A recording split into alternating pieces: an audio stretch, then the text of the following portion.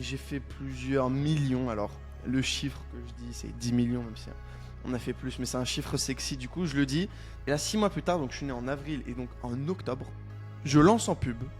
Et là, je mets 100 euros, je ressors 250 en 3 jours. Je me dis, waouh, ça perd l'hypopète, ça fait du profit. Des fois, je me dis, putain, j'ai envie de tout claquer, enfin tout arrêter, partir au Japon, élever des vaches, bâtir ma maison, tout en bois, tu vois, me prendre une petite japonaise et faire ma vie là-bas. Moi aujourd'hui, je suis passionné de jeux vidéo. C'est ma passion numéro 1 et c'est l'une de mes sources de motivation dans le business. Tai Lopez, le GOAT. En fait, je le suis aussi, je vois son évolution, et je connais un peu toute sa vie. Je connais même, il a fait un podcast avec sa grand-mère, enfin, qui fait ça? Honnêtement, je crois que la meilleure décision de ma vie, jusqu'à ce jour, c'était d'avoir menti sur... Pour les personnes qui nous regarderaient et qui ne te connaîtraient pas, je pense que ce sera la majorité des personnes qui regarderont cette vidéo, qui es-tu, mon cher Valère? Est-ce que tu peux te présenter rapidement? Bah écoute, je m'appelle Valère, j'ai 21 ans, j'habite à Dubaï, même si je suis que en train de travailler, mais je travaille majoritairement dans l'infoprenariat aux États-Unis, c'est-à-dire que je fais du marketing aux États-Unis dans lequel je vends des formations sans montrer mon visage grâce à une acquis de trafic payante, le media buying. C'est assez compliqué quand on connaît pas, mais en gros, je vends des formations aux États-Unis, quoi. C'est un peu ce qu'il faut comprendre. Et j'ai fait plusieurs millions. Alors, le chiffre que je dis, c'est 10 millions, même si on a fait plus, mais c'est un chiffre sexy, du coup, je le dis. 10 millions à 21 ans, en général, ça fait des beaux titres, donc je le dis dès maintenant. Et puis les gens, ils ont souvent besoin d'un chiffre pour dire « Ah ok, il dit pas n'importe quoi ». Donc voilà un petit peu pour la présentation. Sinon, j'habite à Dubaï, comme j'ai dit, mais je fais que travailler. Ça veut dire que j'adore travailler, et je pense qu'on aura le temps d'en rediscuter. C'est un plaisir, une passion, le marketing, et à quel point je travaille passionnément dans mon activité, c'est parce que j'adore ça. Et voilà un peu pour la présentation. Je sais rarement quoi dire de plus, à part annoncer un chiffre et que j'adore le marketing. Magnifique. C'est, je pense, pas mal du tout. Il y a déjà plein de petites choses intéressantes, dont une en particulier, qui était la question d'après. J'allais te demander, tout bêtement, parce que souvent on demande à quelqu'un qu'on vient de rencontrer qu'est-ce que tu fais dans la vie, plutôt qu'est-ce que tu aimes dans la vie. Ah, c'est une bonne question. Qu'est-ce que j'aime dans la vie? Alors, ça peut paraître un peu cliché, honnêtement, mais... Alors, si tu veux, comme je t'ai dit, j'ai 21 ans, et mon objectif, c'est jusqu'à mes 25 ans, tryhard sur les 3 aspects de ma vie principaux, argent, santé, relations. Et ce que j'aime, d'un point de vue quand je dézoome, c'est me voir m'améliorer dans ces 3 pôles. Et il n'y a pas longtemps d'ailleurs, j'ai j'ai relu dans mes notes une leçon que j'avais écrite, ce qui était What if, donc qu'est-ce qui se passerait s'il n'y avait aucune douleur dans tout? Si tu allais à la salle et il n'y avait pas de douleur, juste directement tu poussais. Si il n'y avait plus de douleur et directement tu faisais ton boulot. S'il n'y avait plus aucune douleur et que tu avais juste le résultat. Et du coup, ce que j'aime, c'est me sentir m'améliorer. C'est me sentir m'améliorer dans argent, santé, relations. Alors ça fait un peu bateau, honnêtement. C'est un peu j'aime m'améliorer. Mais c'est la vérité. J'aime me sentir chaque jour de mieux en mieux, de mieux en mieux, de mieux en mieux, de mieux en mieux. Sur les 3 aspects de ma vie, les 3 piliers. Maintenant, en daily, honnêtement, j'aime travailler sur moi comme un ouvrier qui bâtit son château. Tu sais, chaque jour, qui bâtit son château. C'est un peu ça. Euh, Premier degré, il n'y a pas vraiment de sujet où bah, j'adore le marketing, vraiment, je suis passionné par ça. Vraiment passionné. Mais sinon, ce que j'aime, c'est vraiment me sentir mieux chaque jour, être de plus en plus mieux. Je pense que c'est clairement à ça que tu dois le succès que tu as aujourd'hui. Tu as cité un chiffre, on va revenir sur la partie des chiffres, même si je sais que tu as un avis justement sur le fait de les donner, de ne pas les donner. Mais assez fou. À 21 ans, je sais qu'il y en a qui vont pas y croire, forcément. Mais pour moi, ce chiffre-là n'est forcément pas dû au hasard à ton âge. Et cette passion que tu dis avoir pour le business, que beaucoup n'ont pas. Il y en a qui font du business, qui aiment, mais sans être passionnés, et qui ont plus ou moins de succès, est liée à ce succès, en l'occurrence, que toi, tu as eu. Maintenant, avant de parler de ça, avant de parler de tryhard, avant de parler business plus en avant, est-ce que, au-delà de ce que tu m'as dit, tu as un rêve? Moi, mon rêve ultime, c'est d'avoir accès aux livres les plus cachés de la planète. Je suis un gros lecteur et enfin, j'aime beaucoup lire. Je sais pas si je suis un gros lecteur, mais je lis, on va dire, à minima un livre par semaine depuis plusieurs années. Et moi, je veux les livres les plus cachés. C'est mon rêve vraiment ultime. C'est les livres qui se transmettent de famille en famille, de génération en génération, où il y a très peu de gens qui ont accès à ce livre et il y a des informations de fou. Et moi, ce que j'aime, c'est la connaissance, l'information. Je pense que le but de la vie, c'est naître, apprendre, transmettre, mourir. Même si on regarde d'un point de vue ultra cellulaire, c'est naître, apprendre, transmettre, mourir. Tout dans la vie, c'est naître, apprendre, transmettre, mourir. Repeat comme ça. Et je veux apprendre un maximum pour pouvoir transmettre ensuite un maximum à ma descendance. Et mon rêve, mon goal ultime, c'est avoir accès à ce knowledge de privilégié, entre guillemets.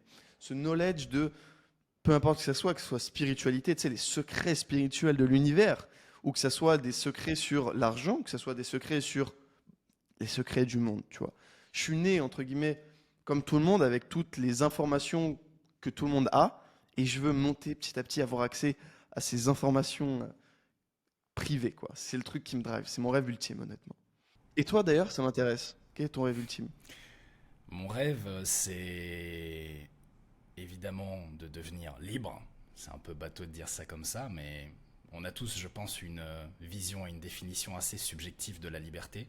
La mienne, si je devais la définir et la matérialiser, ce serait d'avoir un chalet dans les montagnes suisses avec ma femme, mes enfants, mes chiens, et être autonome. Pouvoir aller couper mon bois, chasser ma viande, pêcher mes poissons, construire ma maison, travailler la terre, apprendre des choses manuelles et sans me soucier de l'argent. Moi aujourd'hui le business, bon là c'est un sujet hyper intéressant sur lequel tu m'interpelles en inversant un peu l'interview, mais je l'ai jamais dit, c'est une étape telle que je le vois. Pour moi c'est un véhicule. Je suis pas passionné autant que ce que tu l'es, même si j'adore le business.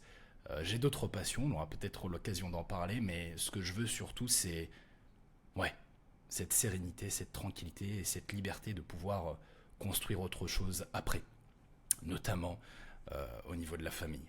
Très honorable. Parfois, je me dis, j'ai plusieurs horizons de vie. Des fois, je me dis, putain, j'ai envie de tout claquer, enfin tout arrêter, partir au Japon, élever des vaches, bâtir ma maison, tout en bois, tu vois, me prendre une petite japonaise et faire ma vie là-bas.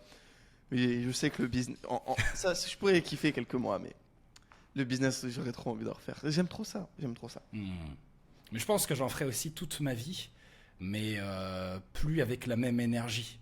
Aujourd'hui, si tu veux, je le fais avec une énergie du besoin, du Ouais, je vois ce que devoir. tu veux dire. Mais j'ai envie de pouvoir le faire avec l'énergie juste du plaisir et de la passion.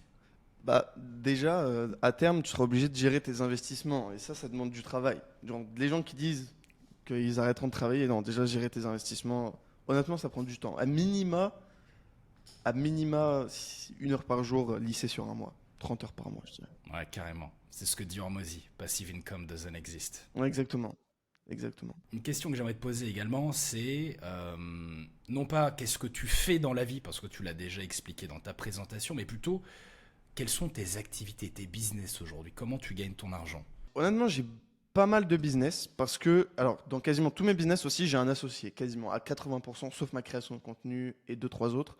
Mais j'ai quasiment toujours un associé parce que là où moi je suis très bon, vraiment, sans vouloir me vanter, vraiment excellent, c'est dans la vision de la boîte, vraiment CEO.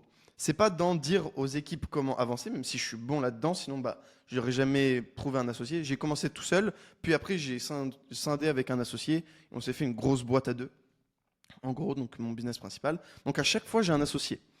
Je trouve ça trop puissant d'avoir un associé parce que tu as deux cerveaux, enfin tu as deux cerveaux humains, tu as deux humains, donc tu as 50% de la boîte, mais il y a un concept qui s'appelle le cerveau collectif, que peut-être tu as entendu parler. C'est quand il y a plusieurs personnes, ça crée un troisième cerveau, un cerveau collectif. Donc en fait, il y a trois cerveaux pour chacun 50% des parts. Ce qui est quand même un petit cheat code, je trouve. Donc à chaque fois, j'ai un associé et j'ai un peu le rôle dans chacune de mes boîtes où je travaille le moins. C'est-à-dire que moi, je fais très peu d'opérationnel. Donc, en termes de business, pour répondre à ta question, j'ai du coup 80% de mon argent il vient de l'infoprenariat. Donc, vendre des formations, perte de poids, je ne l'ai pas précisé, mais aux États-Unis. Donc, c'est des grosses vidéos de vente, marketing, etc. J'ai aussi ma création de contenu, ce que je suis en train de faire actuellement. J'ai des sites e-commerce, donc du dropshipping, vraiment rien de plus classique. J'ai ce que j'appelle du high ticket e-commerce. C'est un concept que j'ai développé qui est en gros le meilleur entre les call funnels, donc tu sais, réserve un appel, etc. pour, je sais pas moi, scaler ton argent, j'en sais rien, et le dropshipping. C'est-à-dire qu'on a pris des produits high ticket en dropshipping. L'exemple que j'avais donné dans ma démonstration, tu sais, c'est un casque pour faire repousser les cheveux. Tu sais, c'est un truc, ça s'achète 600 euros sur AliExpress. Tu le revends plus cher, donc dropshipping de base, mais tu le revends en call pour avoir une conversion très élevée. Donc tu fais des VSL où tu dis à la personne réserve un call pour résoudre ton problème et tu vends ta solution en dropshipping. Donc c'est du dropshipping mais en call, ce que j'appelle le high ticket e-commerce. J'ai aussi une agence de media buying que j'ai fait avec mon media buyer.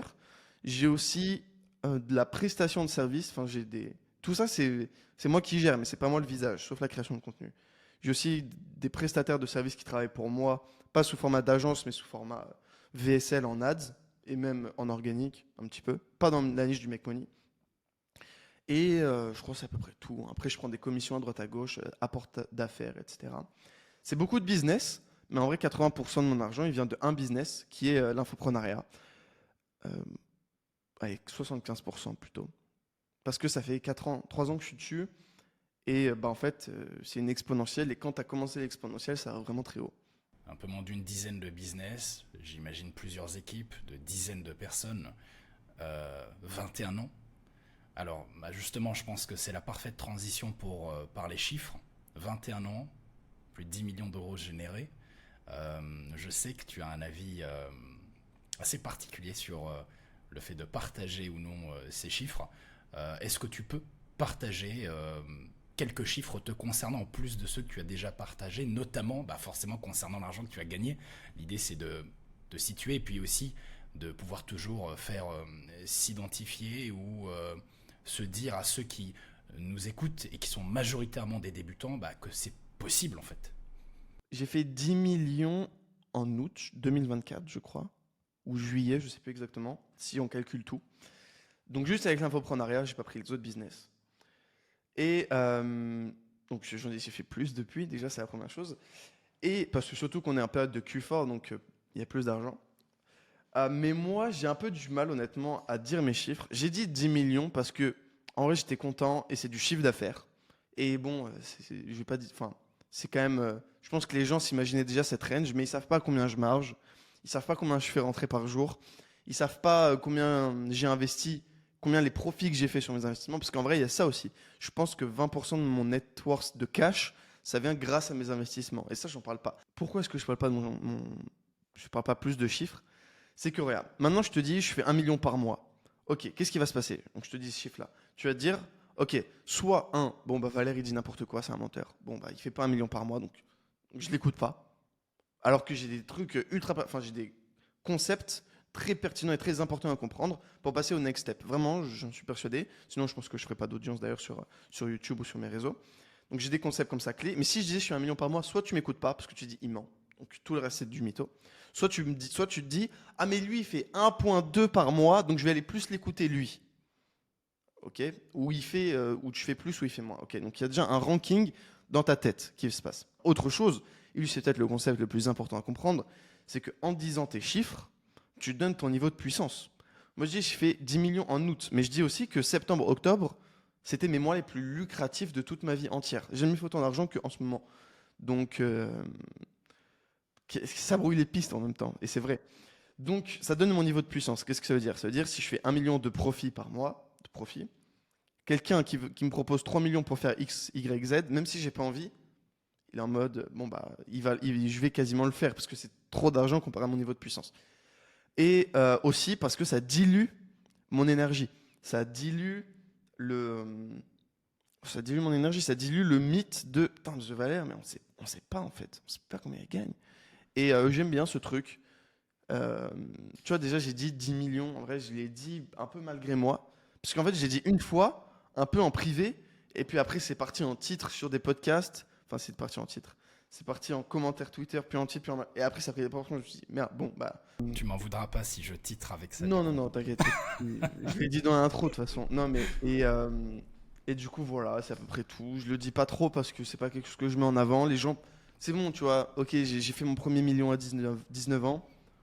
Voilà, tu vois. Est-ce que maintenant j'ai 1 million, 5 millions, 7 millions, 10 millions sur mon compte? Qu'est-ce que ça change? Ça fait rêver et c'est parlant parce que quand on est là où on était, nous, il y a quelques années, entendre ces chiffres-là, c'est ce qui, je pense, nous a en partie motivés à l'idée de nous lancer. Donc c'est pour ça que c'est bien de les donner. Après, effectivement, je comprends parfaitement ta vision par rapport à ça et je la respecte. Juste parce que je pense que c'est important de faire un break là-dessus. 1 million à 19 ans, plus de 10 millions générés juste avec l'infoproduit à 21 ans. Enfin, est-ce que tu te rends compte? Est-ce que tu as conscience? T'as 21 ans. En vrai, ouais, je pense, j'ai l'impression. Mais ouais, mais non. C'est une bonne question. Parce que le million à 19 ans, pour moi, je me rendais pas compte. Mais là, avec du recul, tu sais, c'est une constante. Enfin, c'est une constante. J'ai mon cash flow, ça rentre. Et est-ce que je m'en rends compte? Après, honnêtement, tu sais, on est dans le bain tous les jours. Tu sais, que ça soit, honnêtement, que ce soit même 10 000 € par mois ou 1 million à 19 ans que tu fais, est-ce que tu t'en rends vraiment compte de ce que c'est? Non, je pense pas. Je me dis qu'il y a des règles, il y a les règles du jeu, c'est le capitalisme. Et j'ai compris les règles, j'y joue. Et je suis plutôt bon à y jouer. Plutôt bon, en vrai. Je suis pas non plus excellent. Des gens qui font mieux. En vrai, c'est juste des points dans un jeu vidéo. En vrai, je le vois un peu comme ça. Peut-être c'est un signe que je me rends pas compte vu que je le vois que comme un point dans un jeu vidéo. Mais en vrai, c'est un peu comme ça que je le vois, hein. C'est fou. C'est vrai que quand tu regardes le monde normal des gens de ton âge et même plus âgés, même des gens de l'âge de nos parents, enfin, c'est fou quoi. Et je pense que tu le sais, il y a plein de gens qui vont pas te croire. Là, Oh, dans ce que tu viens de dire, il y a plein de gens qui vont pas te croire. Qu'est-ce que tu veux dire à ces gens-là? Parce que je pense qu'il y en a, bonjour, hein, si vous nous voyez, vous ne le croyez pas. Qu'est-ce que tu veux dire à ces personnes? Donc vous me croyez pas, c'est peu importe, tu vois. De toute façon, ce qui compte, moi, le sujet, c'est pas, c'est justement, c'est pour ça qu'on met trop de lumière sur le chiffre. Non, en vrai, on s'en fout du chiffre. Ce qui compte, c'est est-ce que moi, en tant qu'humain, je peux te faire passer à l'étape supérieure. Même si je gagne 10 000 € par mois, est-ce que je peux te faire passer à l'étape supérieure? Dans ton cerveau, ça doit être ça. Oui ou non?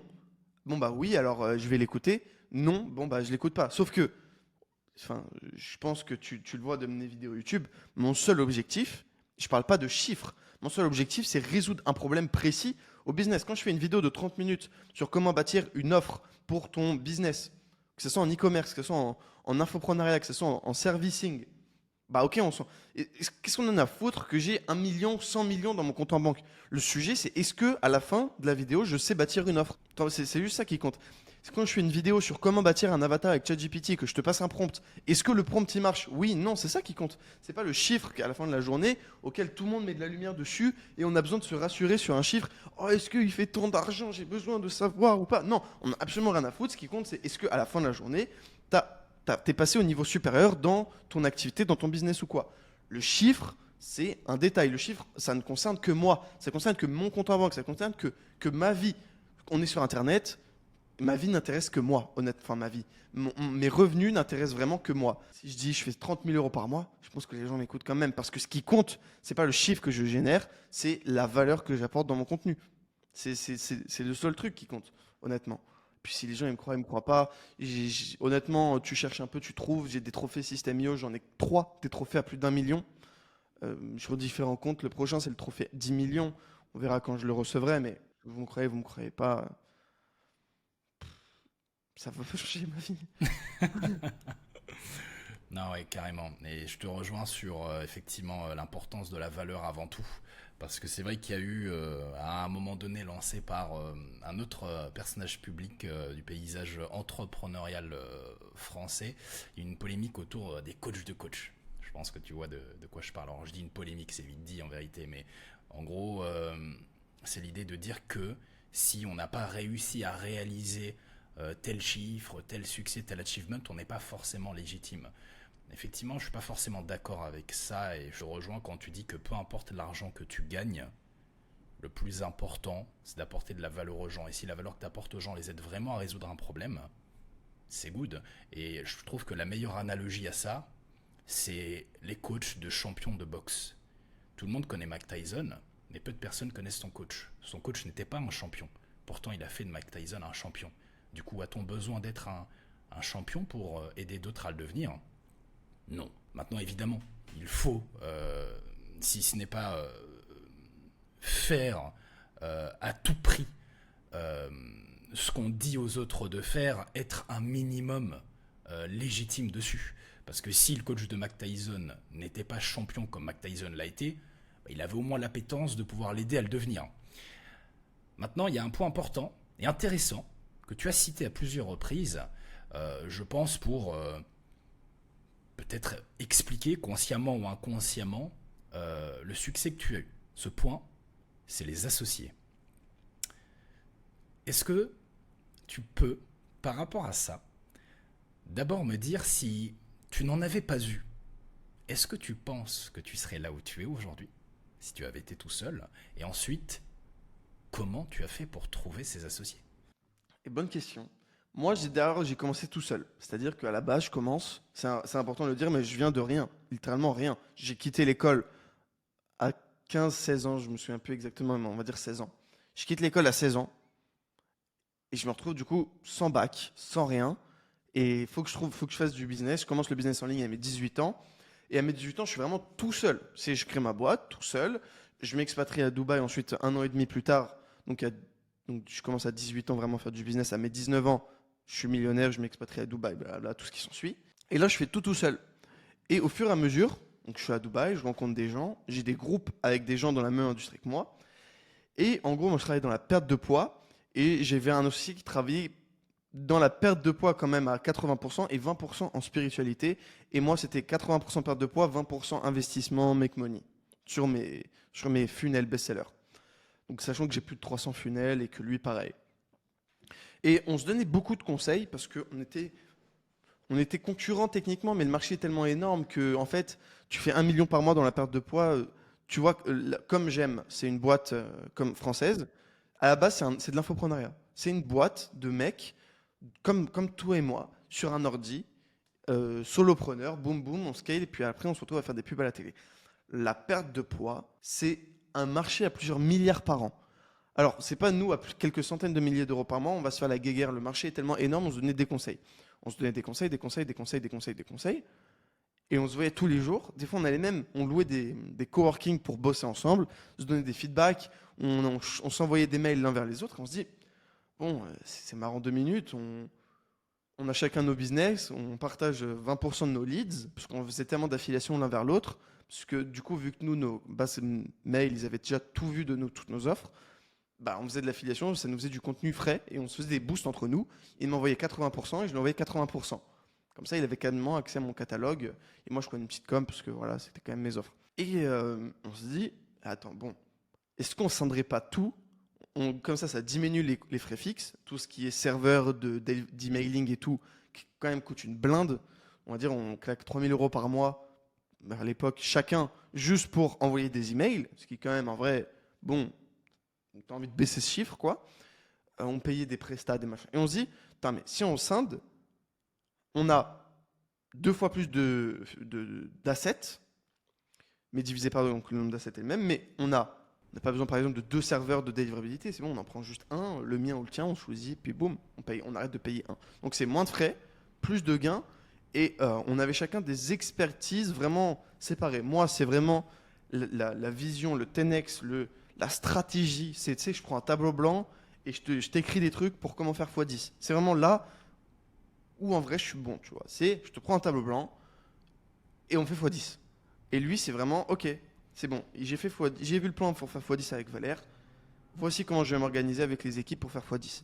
Il va vraiment gérer l'opérationnel, gérer ok, étape 1 on fait ça, étape 2 on fait ça, on va recruter ça. Il est excellent en opérationnel. Je suis bon aussi, mais il est trop fort. Il est trop fort. Il a la vision opérationnelle des humains, il comprend les humains bien mieux que moi. Enfin, il comprend les humains en one-to-one bien mieux que moi. Là où moi j'ai vraiment cette vision entreprise, revenu, point fort, point faible de la boîte, où ça rentre, où ça sort. J'ai cette vision un peu 3D de ça. Et lui, il a cette vision 3D des humains dans la boîte. Et je me suis dit, waouh, c'est le match de fou. Entre guillemets, le CEO et le COO, même si on ne se qualifie pas comme ça dans la boîte. Je peux faire de l'opérationnel, il peut faire de l'exécutif. Voilà, donc comment je l'ai rencontré? On s'est tellement donné de conseils. On s'est tellement dit, bon, en fait, j'ai quasiment tous tes tunnels à 80% de com, toi aussi. Viens, on scinde et on va prendre ce putain de marché. Puis on était potes, on habitait nous deux à Dubaï. On est nous deux français. Ça matchait de fou, on se connaissait depuis un moment. Il avait passé tous les tests il pouvait m'arnaquer, il l'a pas fait. J'ai dit allons-y quoi. Et puis on a commencé et puis c'est super bien passé. Et du coup, tu penses que si tu n'étais pas parti à Dubaï, si tu n'avais pas fait sa rencontre, et si tu ne t'étais pas associé, que ce soit à lui ou aux autres, tu serais là où tu es aujourd'hui? Non, je pense pas. Je pense, je pense pas. Loin de là parce que mon associé, alors c'est marrant, je pense que c'est la meilleure situation, c'est quand je lui dis, on en a parlé il y a une semaine, je lui ai dit que je pensais qu'il était plus intelligent que moi et il m'a dit qu'il pensait que j'étais plus intelligent que lui. Donc on pense chacun l'un l'autre qu'on est plus intelligent. Ce qui est assez marrant, parce que je pense qu'on voit plus l'intelligence chez les autres, mais peu importe. Et donc c'est que vraiment. Et moi, pourtant, j'ai un ego de fou. Hein. Pour que je dise que quelqu'un est plus intelligent que moi, il faut vraiment y aller. Donc, pour répondre à ta question, je pense pas en être arrivé là aujourd'hui. Pour plein de raisons. C'est qu'honnêtement, il est trop fort. Je suis très bon aussi. Mais il prend des shortcuts. Ça me fait voir la vie différemment, en fait. Hmm. Et il est tellement bon et on gagne tellement de temps. Je pense que. Et il y a des moves comme ça aussi où c'est plutôt moi le mec des moves à la base. C'est plutôt moi où je dis on va aller attaquer l'Amérique latine. C'est moi qui pense ça. Et lui, il me trouve des moves comme par exemple, pendant très longtemps on a tourné sur Stripe. Très longtemps. Et lui, il me dit non, bah vas-y, viens, on fait nos propres processeurs de paiement, ce qu'on fait actuellement. Ce qui fait que du coup, on n'a pas. Enfin, on a beaucoup moins de paiements refusés, etc. Parce que de base, en moyenne, un business a 30 à 40% de paiements refusés, du moins en trafic froid. Tout le monde connaît ça. C'est 30 à 40%. Nous, on est descendu à 15-20%. Du coup, on est là-dessus. Ça, c'est lui qui l'a trouvé. Ça augmente nos revenus de 40%. 40%, boum. Dans le mois d'après, on a le mid 40%. Instance. Donc rien que pour ça, tu vois. Alors que normalement, c'est mes idées. Bon, c'est pour prouver aussi qu'il s'occupe de ce genre de trucs aussi parfois. Bon, je pense qu'effectivement, et c'est le but d'une association, de la même façon que tu ne serais probablement pas là où tu es aujourd'hui sans l'avoir fait, c'est la même chose pour lui. S'il C'est s'était pas exactement associé à ça. toi, il Ouais. serait pas là où il est aujourd'hui. Est-ce que tu penses qu'il pourrait, parce que je ne crois pas qu'il l'est, devenir public, créer du contenu, partager de la valeur? Je pense pas. C'est pas trop son délire. Non. J'en ai déjà parlé parce que j'en vois les bénéfices, mais indirectement, il en tire les bénéfices, quoi. Quand, par exemple je recrute dans mon audience ou que quand je suis surtout ça quelle heure, c'est quand je suis en meeting, par exemple, un événement crypto à Dubaï, par exemple, et qu'il y a un Français qui me reconnaît et qui vient me voir, bah en fait, directement, il y a le brise-glace, et si moi je tire profit d'une situation, mon associé aussi, parce que honnêtement, c'est mon associé, mais en même temps, c'est quasiment mon meilleur pote. J'ai une villa, une grande villa ici à Dubaï, enfin grande. J'ai vu des villas à 100 millions, donc j'ai l'impression que c'est plus si grand maintenant, mais j'ai une grande villa ici à Dubaï. Il habite ici aussi. Donc on a chacun nos bureaux, chacun nos chambres, et on se voit tous les jours. Donc en dehors d'être mon associé, c'est aussi l'un de mes meilleurs potes. Tu sais, c'est ce pote où parfois, donc on a aussi des chiens, on prend chacun nos chiens, on va à la plage, on regarde le coucher de soleil, et puis juste on parle pendant 3 heures et pas de business, tu vois. C'est en dehors de la relation professionnelle, il y a une vraie relation humaine derrière. Ça a énormément de valeur aussi. C'est super, c'est magnifique, et je pense que c'est même nécessaire. Donc, non, franchement, c'est top. Euh, également, tout à l'heure, tu as cité assez succinctement ton histoire, le fait que tu pars littéralement de zéro. Moi, ton histoire, je la connais parce que j'ai visionné ta vidéo à ce sujet. L'idée, c'est pas de la refaire. Si vous voulez la connaître, je vous invite chaudement à aller la voir sur sa chaîne YouTube. C'est une histoire qui m'a beaucoup touché, pour être honnête avec toi, et qui n'a fait que renforcer ma volonté de pouvoir me connecter avec toi, t'inviter aujourd'hui, sans, comme je l'ai dit, la refaire, entrer dans les détails. Est-ce que euh, tu sais pourquoi tu as eu ce feu en toi, cette énergie, cette motivation de te lancer dans l'entrepreneuriat à la base? Et si oui, qu'est-ce que c'est? Pourquoi tu as fait tout ça à la base? Tout commence quand j'ai 16 ans, parce qu'il faut revenir à la base. J'ai 16 ans, non j'ai 15 ans et l'école ça me saoule. Je suis pas mauvais, tu vois. Je suis pas, honnêtement, je suis pas mauvais. Genre je dois avoir 14 en seconde, c'est pas dégueu, tu vois. Ok, c'est ok. Sans trop travailler, tu vois, sans trop pousser. Et ça me saoule. Et j'en ai marre. Putain, je vais à l'école, j'ai l'impression que ça fait chier tout le monde, l'école. Mais moi, ça me faisait chier plus, plus, plus. Et je me dis, c'est bon, vas-y. Pourquoi est-ce que j'irai faire encore pendant 10 ans? Donc là, j'ai 14 ans, j'ai 15 ans, donc jusqu'à mes 23, me faire chier à travailler à l'école, un truc que j'aime pas, ça me saoule, j'aime pas, tu vois, ça me saoule.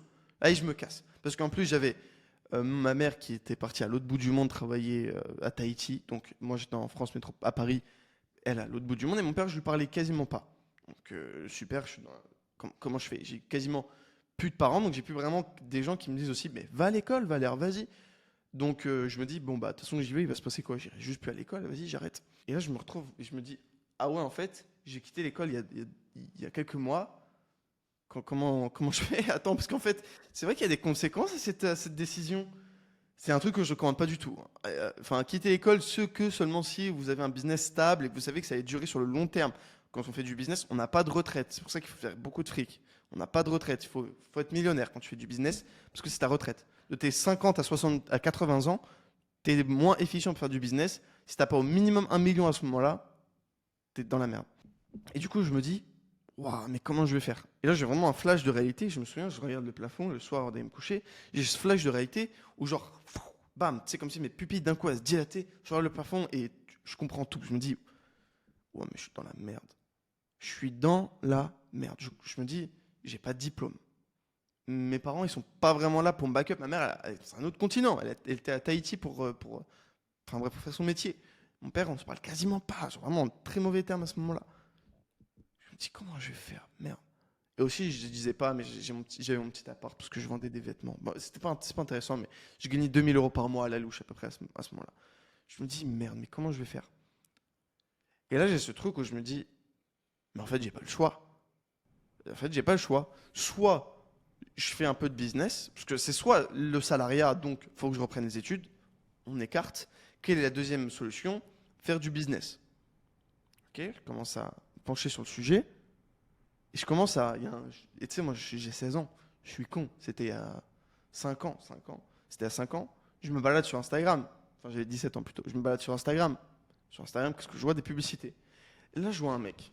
Donc, je parlais déjà plutôt bien anglais à l'époque. Je vois un mec qui s'appelle Russell Brunson. Et Russell Brunson, il me dit, mec, achète mon livre, je te le fais gratuitement. Je vais t'apprendre à gagner de l'argent, en gros. En gros, je me souviens plus de sa pub. Je me dis, bon, bah vas-y. J'achète son livre, c'est gratuit. Bon, au final, c'est pas gratuit. Faut que je paye les frais de port qui s'élèvent à 10 balles. Mais bon, fin de l'aparté. Euh, J'achète son livre. Et là, j'ai vraiment comme si je venais de découvrir un nouveau monde. Vraiment un truc de révélation. Je me dis, mais what? C'est quoi ce monde parallèle? Et surtout, ce que je me dis, c'est, attends, je viens d'acheter un mec sur une pub. Je viens de lui envoyer de l'argent. Alors que je me dis, putain, quand même, je suis plutôt smart. Genre, je suis pas le dernier des cons, je connais un peu les rouages d'Internet. J'achète son truc, il y avait des upsells, donc je vois les upsells et je me dis, attends, mais si ça marche sur moi, si ça doit marcher sur d'autres gens. Parce qu'il m'explique dans son livre, il me dit, regarde, ça c'est ma pub pour mon livre, regarde comment je t'ai eu. Je me dis, ah, le bâtard, c'est vrai, il m'a eu comme ça, c'est exactement le processus mental. Et je commence à trouver une passion, non pas pour le marketing ni le funnel, mais sur la psychologie humaine. Je me dis, ah, mais il faut que je comprenne les humains. Si à 17 ans je comprends les humains, en fait j'ai un cheat code jusqu'au reste de mes jours vu que personne ne comprend rien à ça. Je commence à m'intéresser au sujet, Russell Brunson, donc le créateur de ClickFunnels, 1 milliard de valorisation aujourd'hui. Je commence à m'intéresser au truc, commencer à consommer du contenu et là, 18 ans, je me dis ok, je veux être libre, donc j'en ai marre, ma vie c'est de la merde, j'ai plus de thunes, mon business de vente de vêtements il marche plus, comment je fais? Et là je commence à faire ce que Russell Brunson il dit. Le jour de mes 18 ans, enfin le lendemain plutôt, je crée une auto-entreprise. J'attendais que ça. Le jour de mes 18 ans, je crée une auto-entreprise. Et boum, je commence le business en ligne. Évidemment, j'ai pas de résultat. Pendant 1 mois, 2 mois, 3 mois, 4 mois, 5 mois, 6 mois, il n'y a rien qui se passe. Pas enfin, quelques euros, mais pas 1 euro de profit. Je mettais 100 € en pub, je faisais 30 € de vente. Moins 70 balles, moins 2 mois de travail. Fait chier. Et encore et encore. Et ça pendant 6 mois. Et puis boum, au bout de 6 mois, mon business c'est très mathématique. C'est est-ce que quand je mets 100 € en pub, est-ce que je sors plus de 100 € est-ce que je sors moins de 100 €? Si je sors plus de 100 €, bah, je réinvestis les profits. Si je mets 100 € que j'en sors 200, bah, après je mets 200, j'en sors 400, etc. Et là, 6 mois plus tard, donc je suis né en avril et donc en octobre, exactement, le 21 octobre même, je lance en pub et là, je mets 100 €, je ressors 250 en 3 jours. Je me dis, waouh, ça perd l'hypopète, ça fait du profit. Et je me dis du coup, bon bah, je vais remettre 250. Et ça fait 500. Je mets 500, ça fait 1000. Je mets 1000, ça fait 2000. Je mets, et là, je commence à mettre 10 000, donc 300 euros par jour, et je sors 20 000 euros de chiffre d'affaires, donc 10 000 euros de profit. Je me dis, waouh. Et tout ça, ça s'est passé du coup, donc du jour de mes 18 ans en 6 mois, zéro résultat. Et après, littéralement, en 3 semaines, je passe à 10K par mois. Vraiment, boum, instantanément, de zéro pendant 6 mois, et boum, instant, boum, je fais 10 000. Après voilà, ça continue, ça continue, ça continue. 10 000, 20 000, 50 000, 100 000, 300 000, 500 000, 1 million. Et ça continue, ça continue. Après, on a juste processisé. Du coup, pour l'histoire, pour répondre à ta question, qu'est-ce qui m'a mis cette flamme en moi? Donc, j'ai fait l'histoire rapide. C'est ce truc de me dire, honnêtement, vraiment, j'avais cette vision où c'est soit je suis millionnaire sur un yacht, tu sais, avec la Rolex et la nana, les cheveux au vent, tu vois. J'imaginais ce truc dans un yacht. Ou alors l'opposé, j'étais SDF sous un pont. Vraiment. Mais honnêtement, j'ai 17 ans et je me dis, il y a deux possibilités. C'est ces deux-là. Et encore aujourd'hui, je pense qu'à ce moment-là, j'ai vraiment que deux possibilités. SDF sous un pont, millionnaire sur un yacht. Grâce à mon travail, grâce à, honnêtement, ma détermination, parce que, honnêtement, faut y aller, tu vois, j'étais tout seul, je me suis isolé, tout ça. Et j'ai réussi à créer mon business et être millionnaire sur un yacht, finalement. Donc, c'est cette quête de liberté, mais cette quête ardente, ce truc de j'ai pas le choix. Ce truc de la plupart des gens, en vrai, aujourd'hui, leurs parents et leur payent à manger, ils ont un bon matelas, ils ont leur copine, ils ont leur. Il fait beau quand même. Oh, mais l'hiver, j'ai une nouvelle doudoune. Et oh, ça va. Non, moi, c'est l'hiver, il n'y avait pas de. Enfin, j'ai bien grandi, tu vois, mais de mes 16 à 18 ans, c'était chaud. L'hiver, il n'y avait pas de doudoune, le matelas, il faisait mal au dos. L'appartement que j'avais, c'était un 20 mètres carrés, 25 mètres carrés. C'était pas très grand. Fallait que je me démerde. Et j'avais pas d'autre choix que lancer mon business parce que j'avais mal au dos, parce que j'en avais marre de cette situation. Et c'était soit ça, soit vraiment c'était mort. Et je pense que le gros problème des gens, c'est que ils ont envie, mais pas vraiment envie. Ils n'ont pas ce truc, tu vois, de se dire soit ça passe et je suis trop bien, soit ça passe pas et c'est la merde pour moi jusqu'à la fin de mes jours. Si ça passe pas, c'est pas grave. Au pire, j'ai mon BTS et je continue dans cette voie-là. Et moi, je pense que ce qui m'a vraiment poussé, c'est le fait que j'avais pas d'autres options. Gros monologue, hein, mais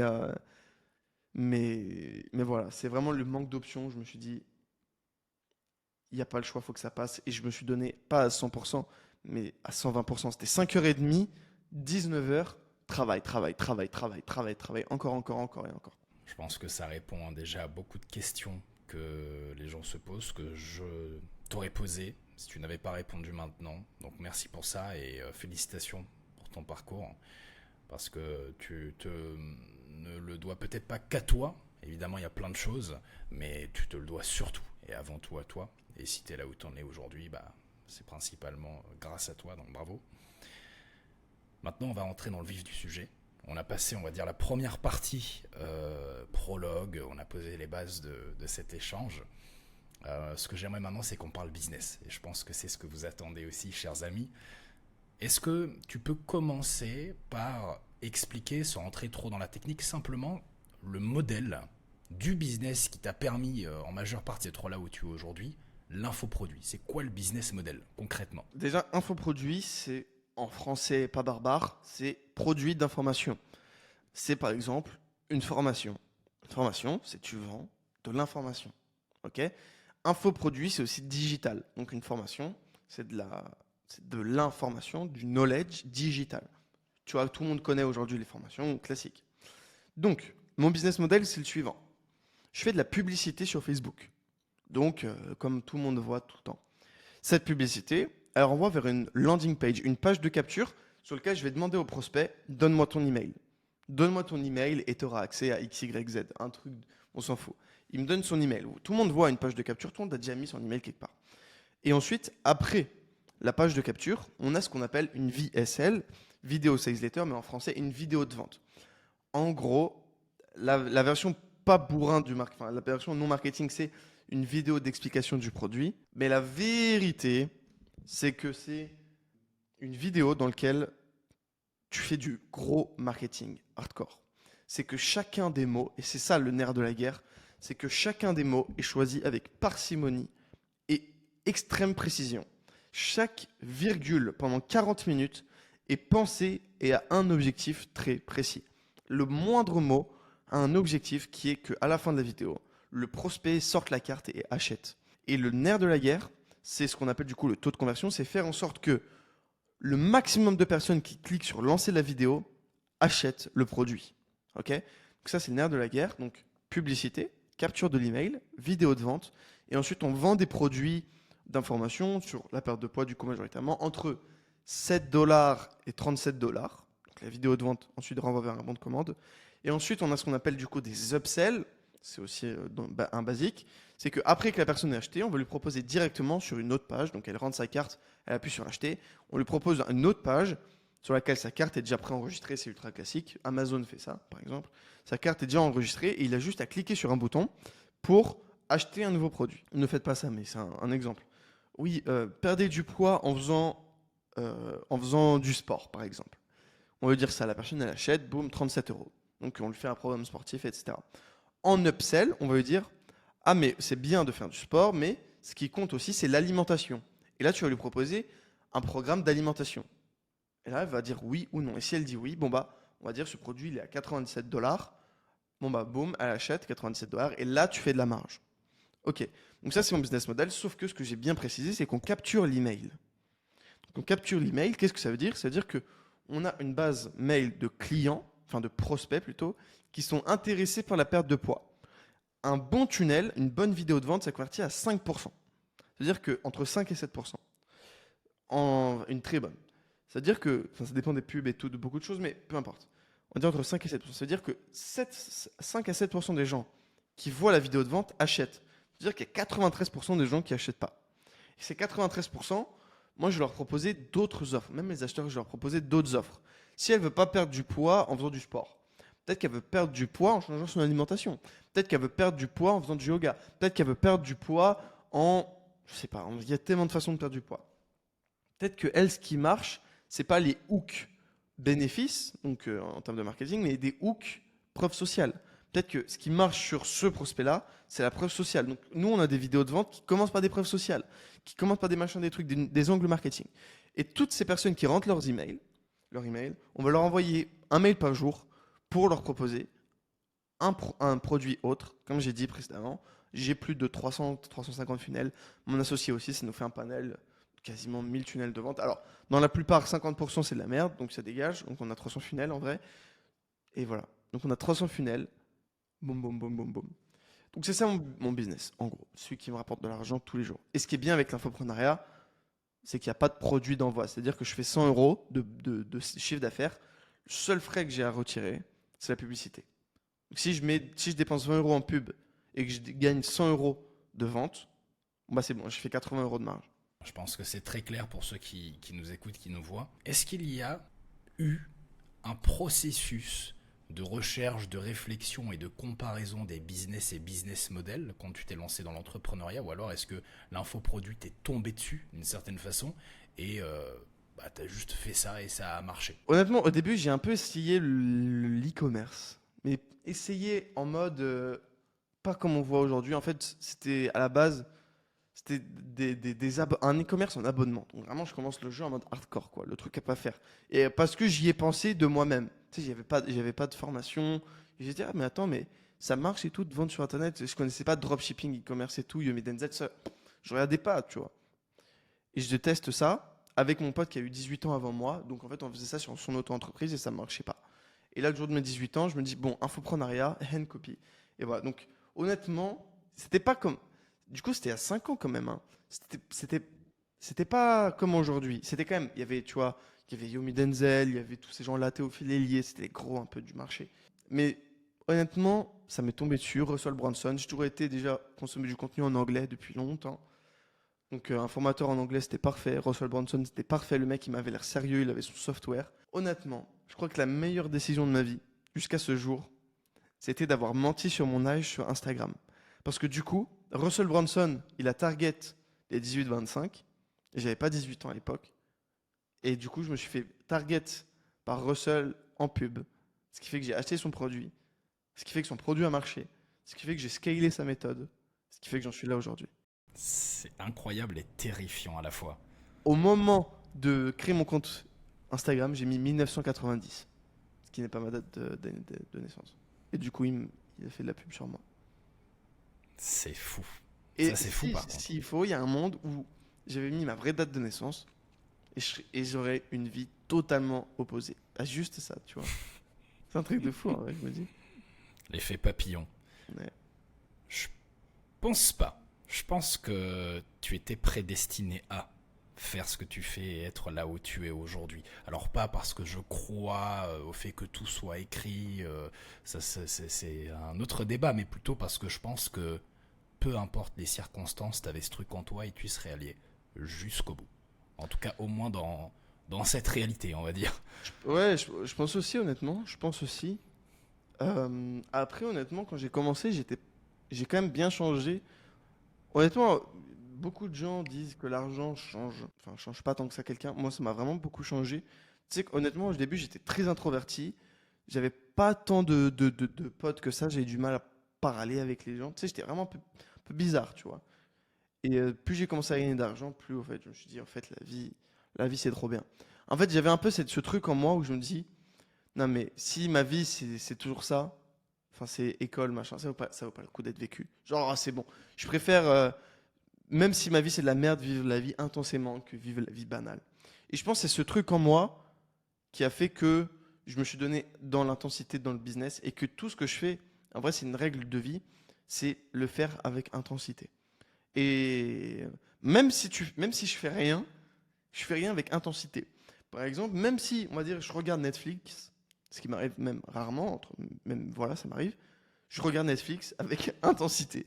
C'est-à-dire que je me mets pas juste, ah bah tiens, je vais à Netflix et en même temps je regarde sur mon téléphone. Non, c'est-à-dire que je set up le canapé, je me mets bien dans mon canapé, je me prépare un thé, un chocolat chaud, je mets les LED, et c'est avec intensité, tu vois, c'est bien fait. Même si c'est regarder Netflix. Et c'est un peu une règle de vie que j'ai vraiment ça depuis un moment. C'est peu importe ce que je fais, je le fais à 100%. Et il n'y a pas de je regarde Netflix et je réponds à un message. Non, c'est intensité dans n'importe quoi. Ouais, c'est super intéressant ce que tu dis, notamment par rapport à ce chemin finalement, ce destin que tu as eu, ce choix que tu as fait. Mais moi, il y a quand même une question que j'aimerais vraiment te poser par rapport au business, par rapport, bon, effectivement, à l'infoproduit, mais par rapport au business en général, et que je me suis demandé, sur laquelle je t'ai jamais vu te positionner. Comment t'es-tu formé? Est-ce que, au-delà de ce livre, t'as acheté de la formation, des coachings? Comment t'as appris à faire ce que tu fais? Alors j'ai Russell Brunson. Il a énormément de contenu gratuit déjà. Il faut savoir qu'à l'époque, moi, j'avais pas d'argent, hein. J'avais pas de thunes à l'époque. Donc j'achète un livre à 10 balles, c'est déjà quand même pas mal. Donc Russell, et en vrai, sinon, quasiment pas qu'avec du gratuit, j'ai dû consommer des produits à droite à gauche, tu sais, rien, j'ai pas de format à 1000 euros, tu vois. J'ai pas acheté de format à 697 parce que tout simplement la carte elle serait pas passée. Vraiment, j'avais pas, genre, je me souviens, j'avais vraiment des formations, notamment de Russell Brunson, où je me dis, oh putain, il me faut absolument ça. Il me la faut. Il me la faut là, sinon je vais rester bloqué. Je me souviens que j'étais pendant le webinaire et qu'il dit 697 euros, dollars, et que tu regardes ton Revolut, 47 euros, tu dis, ah, il y a un problème là. Il y a comme un problème. Je me dis, merde, aïe, aïe, aïe, ça va pas passer. Du coup, c'est Russell Brunson, du gratuit, mais honnêtement que ça, hein. Honnêtement que ça. Après, il y a des trucs à droite à gauche où j'ai testé. Mais en vrai, rien de. Ce qui a vraiment changé ma vie, c'est Russell, son contenu gratuit. Mais je pense que j'aurais shortcut encore plus si j'avais pris de la formation. Parce que c'est juste que vraiment, la carte, elle passait pas. Mais aujourd'hui, quand je me forme, aujourd'hui, j'ai des coachs, voilà, en gros, qui me servent en one-to-one. Ça a trop de valeur, genre, je gagne trop de temps. Et, euh, et en vrai, surtout à l'époque, en vrai, tu vois, 500 balles, ça se refait, tu vois. C'est pas 300 000 euros, c'est 500 balles. Le ROI, il est là. 500, enfin, je te dis 500, mais 700, 300, peu importe. En vrai, tu peux le refaire les 300 balles. Et je vends pas de format à 1000 euros, je dis ça, je précise. Mais ça fait gagner tellement de temps, le retour sur investissement est tellement colossal que si j'aurais pu, je l'aurais fait. Mais du coup, pour répondre à ta question, je ne l'ai pas vraiment fait. C'est pour ça, du coup, que j'en parle pas. Après, j'ai lu tous les bouquins de Russell. J'ai vraiment consommé tout son contenu gratuit. J'ai acheté les 67 Steps de Tai Lopez. Moi, je suis à la old school un peu. Je viens de Russell Brunson, Tai Lopez, euh, Sam Ovens. Je suis un peu de cette école-là, tu vois. Aussi sur le marché français, il y avait Tougan, c'était un peu le mec sérieux de l'infoprenariat. Mais tu vois, c'est rien à voir avec Russell qui a vraiment changé tout mon biz, tu vois. J'ai consommé peut-être picoré à droite à gauche, pareil sur Théophile Hélier, j'ai dû acheter des trucs. Mais rien comparé à Russell, tu vois. Vraiment, c'est lui. Et Hmm. Tai Lopez, 67 Steps, ça a changé ma vie. Les bouquins de Russell Brunson, ça a changé ma vie. Genre, Russell Brunson, expert.com, Secret est le troisième que j'ai oublié le nom. Et les 67 Steps de Tai Lopez, donc les 67 étapes, ça a changé ma vie. Tous les soirs, je m'imaginais encore écouter les 67 Steps. Et c'était sorti il y a longtemps, hein, 67 Steps. Et je m'imagine, tu sais, il y avait Russell, Tai Lopez, Russell, Tai Lopez. Et j'étais matrixé par ça. Matrixé. Hmm. J'en rêvais la nuit. Vraiment, j'en rêvais la nuit. Mais je rigole pas. Je rêvais de Russell, je rêvais de Tai Lopez Hmm. pendant que je dormais. C'est que c'était un truc de fou. Ouais, je sais ce que J'étais c'est. obsédé par ça. Hmm. Et c'est d'autant plus fou du coup que tu n'es pas ou peu, très peu investi à tes débuts dans de la connaissance, même si aujourd'hui tu as la conscience, l'intelligence et les moyens de pouvoir le faire. Effectivement, il n'y a rien de magique, mais c'est se dire que quand tu le fais, tu vas forcément plus vite qu'en ne le faisant pas, à condition bien évidemment de te former au bon endroit. Mais c'est vrai qu'il y a, là encore, hein, après c'est une polémique absurde et stérile autour de la formation, des coachings, etc. Des gens qui vont dire ouais mais ça marche pas, truc. Enfin, aujourd'hui, on est ok avec le fait de dépenser des dizaines de milliers d'euros à l'année dans des écoles supérieures pour apprendre des trucs de gens, notamment dans le business, qui n'en ont jamais créé de leur vie. Pourquoi ? Parce que ça a été institutionnalisé.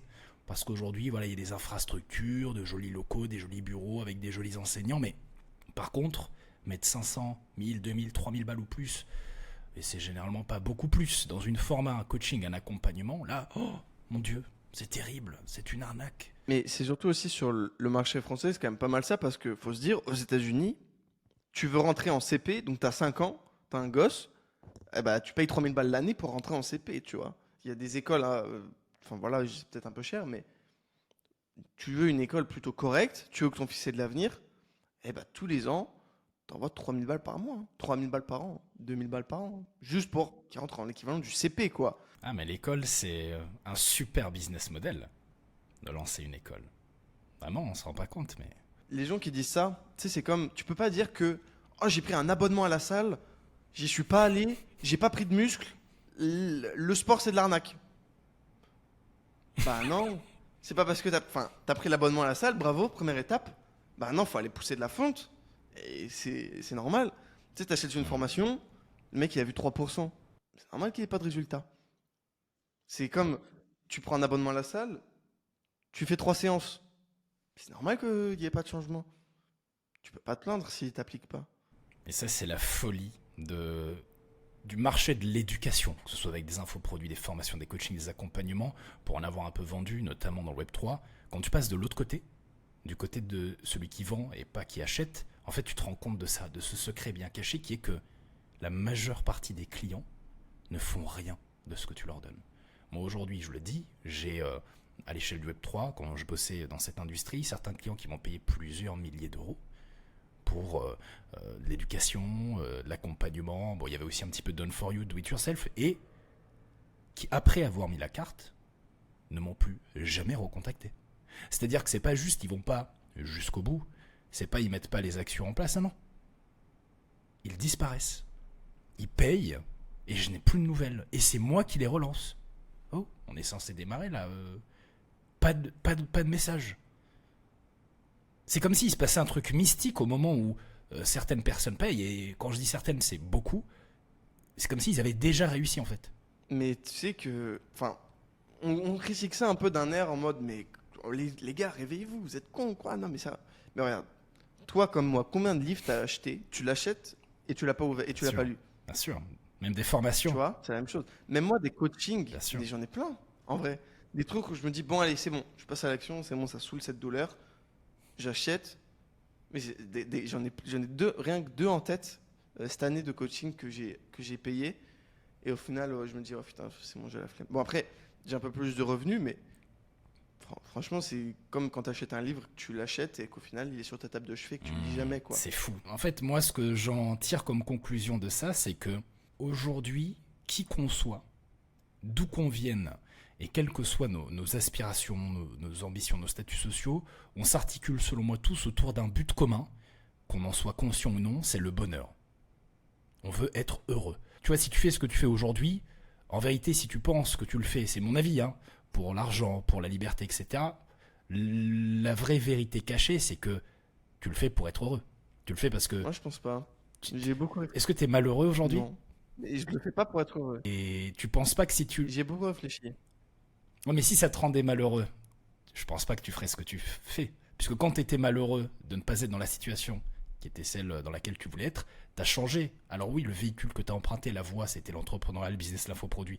Mais la vérité, c'est pas juste que tu voulais être libre ou que tu voulais gagner de l'argent. Tu voulais être libre et tu voulais gagner de l'argent pour être bien, pour être heureux. En tout cas, heureux, moi, c'est vraiment pas une quête principale. Mais c'est plus l'inverse. C'est ne plus ressentir la douleur plutôt que ressentir du Hmm, plaisir, on va dire. ok, ça me va. Après, effectivement, en fonction de la définition que tu as du bonheur, Voilà. être heureux, qu'est-ce que ça veut dire? Ça aussi, c'est encore un autre sujet. Mais je pense que effectivement, ne pas souffrir, si c'est pas être heureux, aujourd'hui, c'est ce que tous les gens veulent, consciemment ou inconsciemment, en tout cas les gens normalement constitués, quoi, la majeure partie des gens. Et il existe, comme tu le sais certainement, c'est notamment aussi ce que dit Hormozy et plein d'autres, trois grandes industries qui existent depuis la nuit des temps, qui existeront jusqu'à la fin des temps pour atteindre cet objectif. La santé, le social et l'argent. Les trois grands sujets maîtres qui permettent aux gens d'être heureux ou en tout cas de ne plus être malheureux.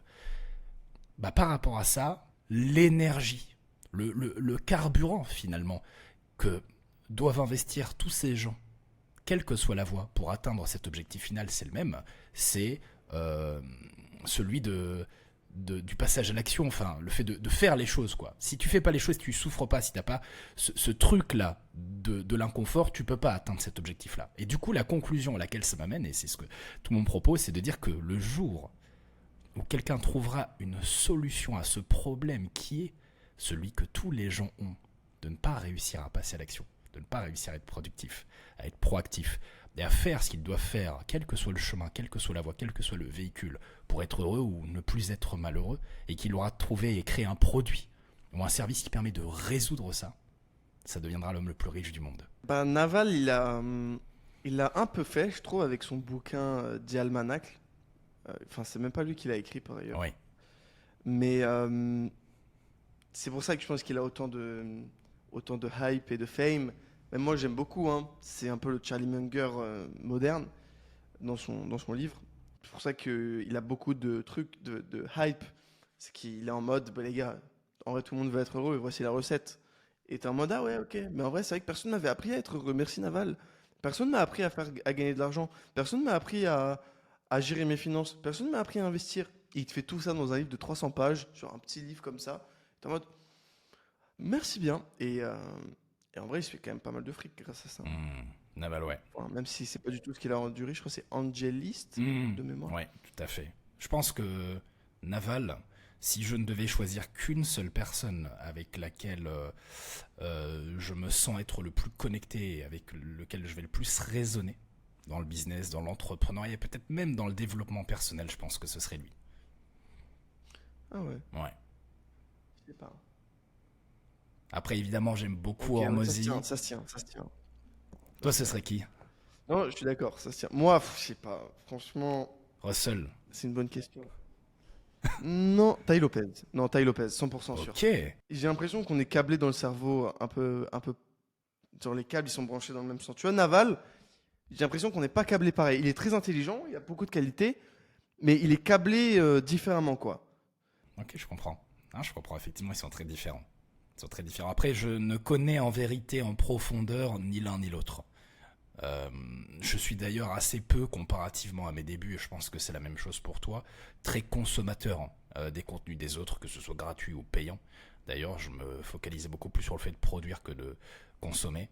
Et je dis pas ça pour faire le gars productif, mais plus dans le sens où avant je consommais énormément de contenu d'information, je regardais beaucoup de vidéos, j'investis forcément dans les formations et je produisais beaucoup moins. Et aujourd'hui, c'est beaucoup plus l'inverse. Et ouais. Et généralement, je vais être chirurgical. Tu vois, je vais prendre des trucs, mais je vais pas être dans un espèce de fanatisme comme je l'étais presque à mes débuts sur une personne, tu vois. Moi, quand même, un peu. Ah Moi, ouais. ça me tire vers le haut, je trouve. Ah, mais moi, toujours Tai Lopez. Tai Lopez, quoi. Je l'ai rencontré. En fait, Tai Lopez, je crois que c'est un peu le seul mec que j'ai idolâtré un peu. Hmm. Tu sais, quand il y a un mec qui te rend riche, tu le mets un peu sur un piédestal dans ton cerveau. Et je l'ai rencontré et j'étais pas déçu. Tous ceux que j'ai rencontrés, j'ai toujours été un peu déçu en mode ah ouais, au final, c'est juste un humain normal, tu vois. Bon. Mais Tai Lopez, je sais pas, il s'est passé un truc où je me suis dit waouh, il est trop fort. Il est trop fort. Et ouais, il est trop fort. Tai Lopez, le GOAT. Ok. Ouais, bah Vraiment. écoute. Et puis, quand tu... en fait, je le suis aussi, je vois son évolution. Et je connais un peu toute sa vie. Et je connais même... Il a fait un podcast avec sa grand-mère. Enfin, qui fait ça? Vraiment. Il y a un podcast d'1 heure et demie avec sa grand-mère. Et moi, comme un con, je me souviens, c'était il y a un an et demi, je l'écoute à la salle. Il me dit, ah ouais, elle est intelligente cette grand-mère et tout. Mais super intéressant. Sa grand-mère, elle prédit que va y avoir la Seconde Guerre mondiale en Allemagne. Du coup, elle se barre aux États-Unis 3 mois avant l'explosion de la guerre. Et elle te raconte comment elle a trouvé ça. Hmm. What the fuck. Bref, du coup, j'ai Tai Lopez trop fort. Je vais aller. Moi, honnêtement, je consomme beaucoup de Tu m'as contenu, pas que de convaincu Tai Lopez, mais d'aller ouais, voir. ouais, vraiment très très fort. Et je te conseille les 67 Steps Ok. aussi. Là, elles sont sorties, je les ai achetées il y a 3 4 jours. The New 67 Steps. Bon, c'est du Hmm. marketing, mais franchement, je devais acheter. Ça m'a. Tiens, Tai Lopez, prends mon fric. Bien sûr. J'en ai toujours entendu parler, je l'ai jamais acheté. Ah, franchement, ça coûte 67 Ouais. dollars en C'est ça plus, qui est pas fou. euros. Ça fait 60 euros. En fait, tu payes en temps, quoi. C'est 67 vidéos d'1 heure, donc 67 heures quasiment. Il y en a des 30 minutes et tout, mais en vrai, tu payes en temps, quoi. La plupart des trucs dans la vie, de toute façon, tu le payes en temps. Un taxi, tu le payes en temps. L'avion, tu le payes en temps. Enfin, on paye en temps, Hmm. quoi. Ça fait chier. Hmm. C'est vrai.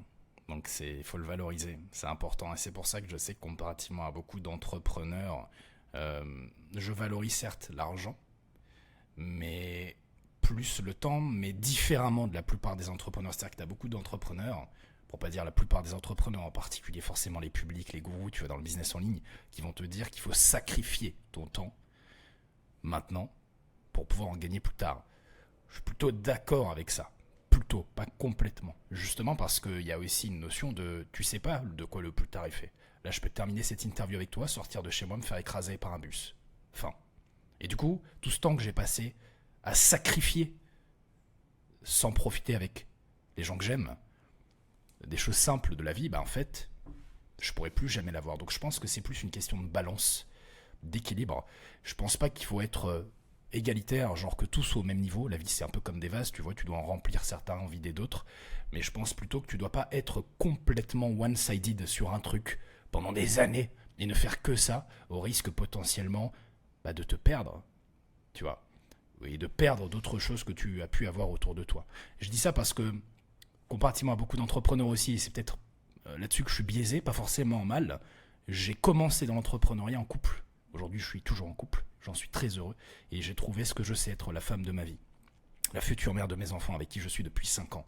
Et ça t'apporte une perspective complètement différente que la plupart des gens qui entreprennent seuls n'ont pas. Et des fois, je suis un petit peu envieux de me dire ah, qu'est-ce que ça aurait été si j'avais été tout seul et que j'avais pu me focus à 100%, avoir cette vision et faire du business ma femme d'une certaine façon. Et en fait, je me dis putain, mais non, quoi. Tous ces moments que je passe tous les jours au quotidien depuis des années, alors évidemment, c'est pas toujours facile, mais ça vaut autant, pour pas dire plus, que le temps que je passe dans le business, que je ne pourrai plus rattraper, pour être bien dans quelques années, tu vois. Et si je dois crever demain, ben putain, je serais content de ne pas avoir sacrifié ça, quoi. Je n'aurais pas de regrets. Et je pense que c'est ça, en fait, le plus important, qui que tu sois. À la fin, c'est évidemment de minimiser les regrets. Mais je te garantis que j'en aurais pas. Tandis que si je m'étais autant focus dans le business que le font certains, notamment en étant célibataire, mais en étant en couple, et que du coup j'avais sacrifié ça, j'en aurais forcément des regrets. Si je devais mourir demain. Je vois ce que tu veux dire. je suis pas trop dans cette logique de sacrifice. Ok, je peux comprendre que parfois, dans le business, il y a des trucs, c'est chiant. Mais en vrai, moi, je le vois. Je crois que je me suis créé une image mentale, un peu du business, que, que en fait, ma souris, c'est pas une souris, mais c'est une arme de poing, tu vois, enfin, une arme de poing. Que mon clavier, en fait, c'est un gilet pare-balles. Que, en fait, mon télégramme, c'est mes soldats. C'est que, je sais pas, pour moi, c'est la guerre. C'est gamifié à fond dans ma tête. Et c'est pas un sacrifice, c'est comme, je sais pas, c'est comme si t'es en mode, oh non, je vais encore jouer aux jeux vidéo aujourd'hui, quoi. C'est vrai, c'est sûr que c'est pas bien de jouer aux jeux vidéo toute la journée, il faut faire d'autres trucs. Effectivement, ça a double tranchant. Mais quand même, cette logique de, enfin, s'il y a des gens qui voient le business comme un sacrifice, je pense que c'est un sérieux problème. Je pense que c'est un sérieux problème. Et je pense que c'est même se mettre des bâtons dans les roues. Si tu vois le business comme un sacrifice, c'est en mode, ah ouais, bon bah attends, peut-être que c'est la première chose à régler parce que c'est Sam Ovens qui disait ça. C'est vous n'avez pas des problèmes de business, vous avez des problèmes dans votre vie perso qui se reflètent dans votre business. Et si les gens voient, comme tu as dit, le business comme un sacrifice en soi, alors je peux comprendre qu'au début, effectivement, tu sacrifies tes soirées avec tes potes et tout, il y a ce processus de transformation qui est du sacrifice. Tu sacrifies l'ancien toi pour le nouveau. Ça, c'est normal. Mais si au niveau auquel tu es, je pense que tu le vois encore en termes de sacrifice, donc à partir du moment où tu obtiens des résultats, même si moi il y a des trucs que j'aime pas, honnêtement il y a des trucs qui me font chier dans le business, ça me saoule. Tu vois, ce matin, j'ai enchaîné les calls, il manque des factures et je dois faire un loom à mon assistant pour lui expliquer comment récupérer les factures sur les SaaS sur lesquels on s'est opt-in avec. Enfin, ça me saoule. Pourquoi je fais ça? Et pourtant je vais être obligé de le faire. Là après je dois faire un loom pour les factures. C'est comme ça, c'est tout, j'ai pas envie de le faire, mais au final, je sais pas, tu vois. Je kiffe. C'est pas un sacrifice. Et puis aussi un autre truc, c'est comme j'ai dit au tout début, tu m'as demandé ce que j'aimais, et j'aime m'améliorer. Et au final, ce loom, ok, si je zoome, c'est un loom, c'est de la merde, on s'en fout. Mais quand je dézoome, ça améliore ma boîte, ça améliore mes finances, ça m'améliore moi. Bah, let's go. En fait, ça part. Et puis, comme j'ai dit aussi au début, qu'est-ce qui se passait s'il n'y avait aucune douleur et qu'il y avait juste instantanément le résultat? Je le ferai ou je le ferai pas? Bah ouais. Et en final, c'est juste une douleur dans la tête qui est. C'est rien la douleur. Tu sais, une fois, moi, quand j'étais petit, il neigeait en région parisienne, enfin à Paris plutôt, exactement à Paris, et j'étais en sortie scolaire et un mec il dit, tu sais, on était en sortie, il y a un mec assis à un bar, il parlait avec son pote et nous on était assis, on attendait en gros la maîtresse, tu vois. J'étais petit, j'étais genre ses mains, tu vois. Et il dit non mais j'ai pas froid là, regarde, il retire son manteau, il dit le froid c'est dans la tête. Merde, j'ai l'air d'avoir froid là, je grelotte même pas. Le froid c'est dans la tête. La douleur c'est pareil, tu vois. Honnêtement, la douleur c'est pareil, c'est dans la tête. Le sacrifice c'est pareil, c'est dans la tête. Juste une question de perception. Intéressant comme point de vue. Je pense que tu as raison. Mais je pense aussi que le sacrifice, si c'est une illusion, ce qui n'en est pas une, c'est le fait de faire trop de quelque chose. Je reprends l'exemple des jeux vidéo que tu as cité. Tu as dit, si tu kiffes les jeux vidéo et que tu te dis, oh purée, je dois jouer encore aux jeux vidéo aujourd'hui, en fait ça n'existe pas parce que tu kiffes ça. Moi aujourd'hui je suis passionné de jeux vidéo. C'est ma passion numéro un. Et c'est l'une de mes sources de motivation dans le business, pour être honnête. J'ai joué à tout type de jeux, à des niveaux ultra compétitifs. J'ai été dans le top 1,01001% de dizaines de jeux qui existent, vraiment dans toute catégorie. Je fais un petit peu d'e-sport, j'ai gagné un peu d'argent étant plus jeune avec ça. Et pourtant, si j'étais obligé de faire ça du matin jusqu'au soir tous les jours, je vois pas comment je pourrais continuer de kiffer en fait. Je vois pas comment je pourrais ne pas voir ça comme un sacrifice. Pourtant, il y a personne que je connais comme étant aussi passionné de jeux vidéo que moi. J'aime pas juste taper un FIFA dans un canapé avec des potes de temps en temps. Enfin, en vérité, ça j'aime pas d'ailleurs, tout court. Moi, le jeu vidéo, ça va plus être une forme d'art que j'aime exploiter, explorer jusqu'au bout. Sans avoir forcément un genre, un type très fermé, tu vois. Je vais ni être un joueur occasionnel à la FIFA, ni un rat de bibliothèque qui va jouer à des vieux RPG comme un espèce de geek cliché tel qu'on le voit, tu vois, dans l'inconscient collectif. Non. Je suis un joueur hybride, mais ultra compétitif. Et pourtant, bah, tu vois, si c'était trop, il y aurait cette notion, oui, là, de sacrifice. Encore une fois, bon, le mot, la définition est sujette à débat. Ce que je crois, c'est qu'aujourd'hui, et c'est pour ça que je disais tout ça, beaucoup trop de gens se calquent sur les envies des autres pour créer leurs envies. Et si je pense que c'est bien sur certaines choses, je pense que c'est très dangereux sur d'autres. Parce que si toi, tu as cette vision-là, se dire il faut que j'ai la même vision que toi alors que bah t'as peut-être pas envie en fait, c'est juste peut-être pas la vision que t'as envie d'avoir, bah c'est con en fait tout simplement, tu vois. Et je pense qu'il faut juste se demander au fond plus qu'est-ce que je veux, qui je suis. Ça s'appelle le désir mimétique. Et Internet est rempli de désirs mimétiques. Et de toute façon, en fait, les gens, ils sont dans un état d'hypnose à longueur de journée. Vraiment un état d'hypnose.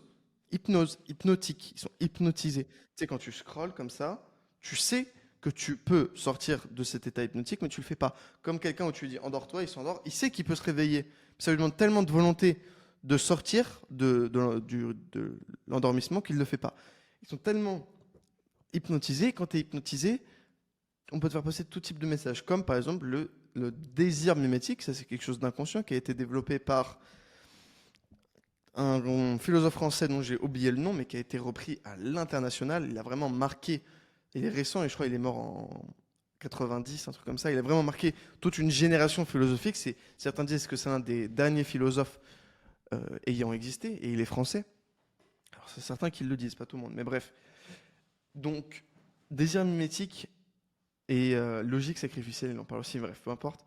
Désir mimétique, ça c'est un énorme sujet. Et peu de gens savent vraiment.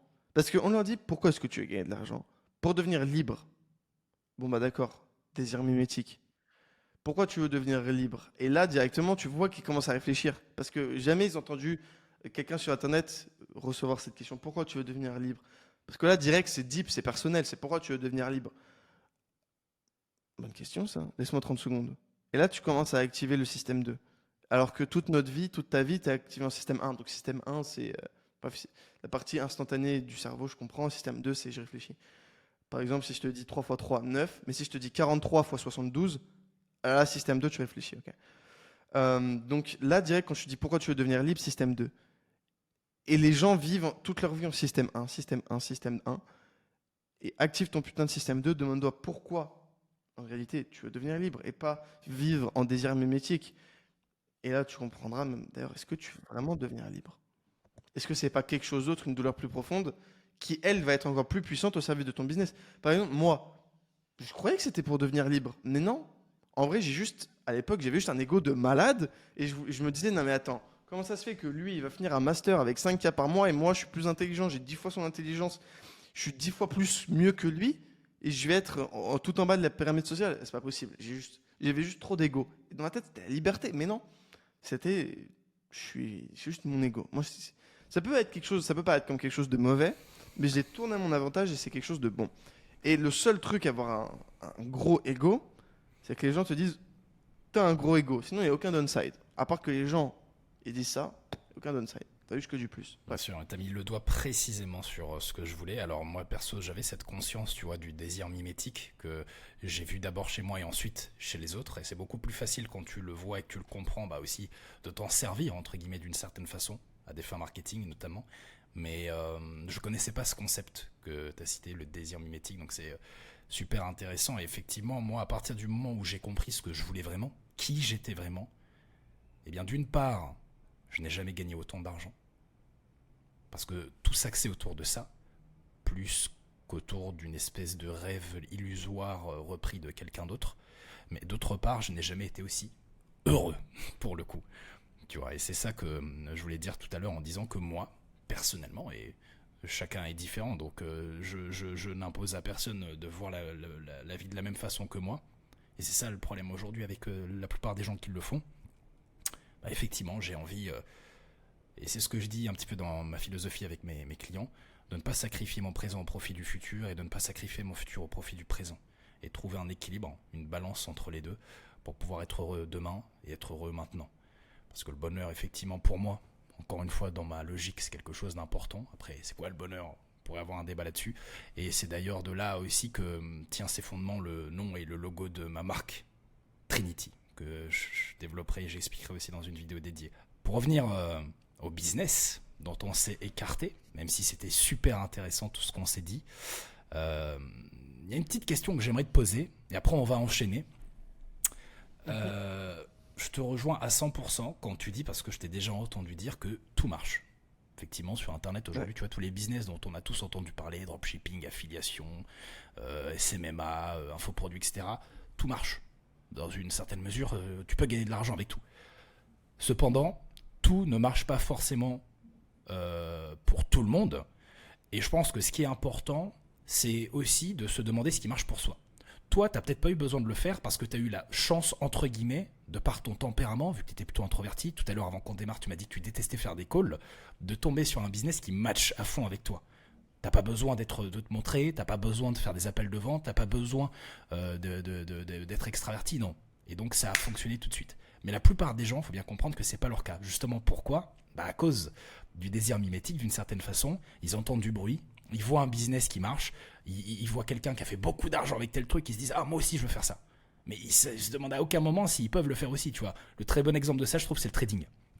Trading, quand tu pars de zéro, que t'as pas d'argent, même si tu es le meilleur trader du monde, tu ne gagneras pas d'argent. Parce qu'aujourd'hui, les top traders institutionnels, professionnels, et je le sais parce que j'ai travaillé sur les marchés financiers pendant des années dans le Web3, au mieux, les meilleures années, ils vont faire du 10% par mois. Si tu fais 10% par mois, tu vois, tu réussis à... C'est énorme. Tu réussis à doubler ton capital, tu vois, en une année. Comme la plupart des débutants, tu démarres, tu n'as pas de capital ou peu de capital, quelques centaines, quelques milliers d'euros. Tu vas pas espérer pouvoir devenir indépendant financièrement avec ça. Et en plus, ça sous-entend qu'il faut que tu sois au top 0,01% des meilleurs traders du monde pour avoir les mêmes performances qu'eux. Donc le trading, c'est un très bon exemple de ça. Les gens, ils se disent, oh, il y a telle personne qui a réussi à faire tel argent avec. Des fois, c'est vrai, des fois, c'est faux. Ça, c'est encore un autre sujet. Et du coup, je veux faire ça aussi. Mais à aucun moment, ils se disent, mais est-ce que si ce business est bon, c'est le bon business pour moi ?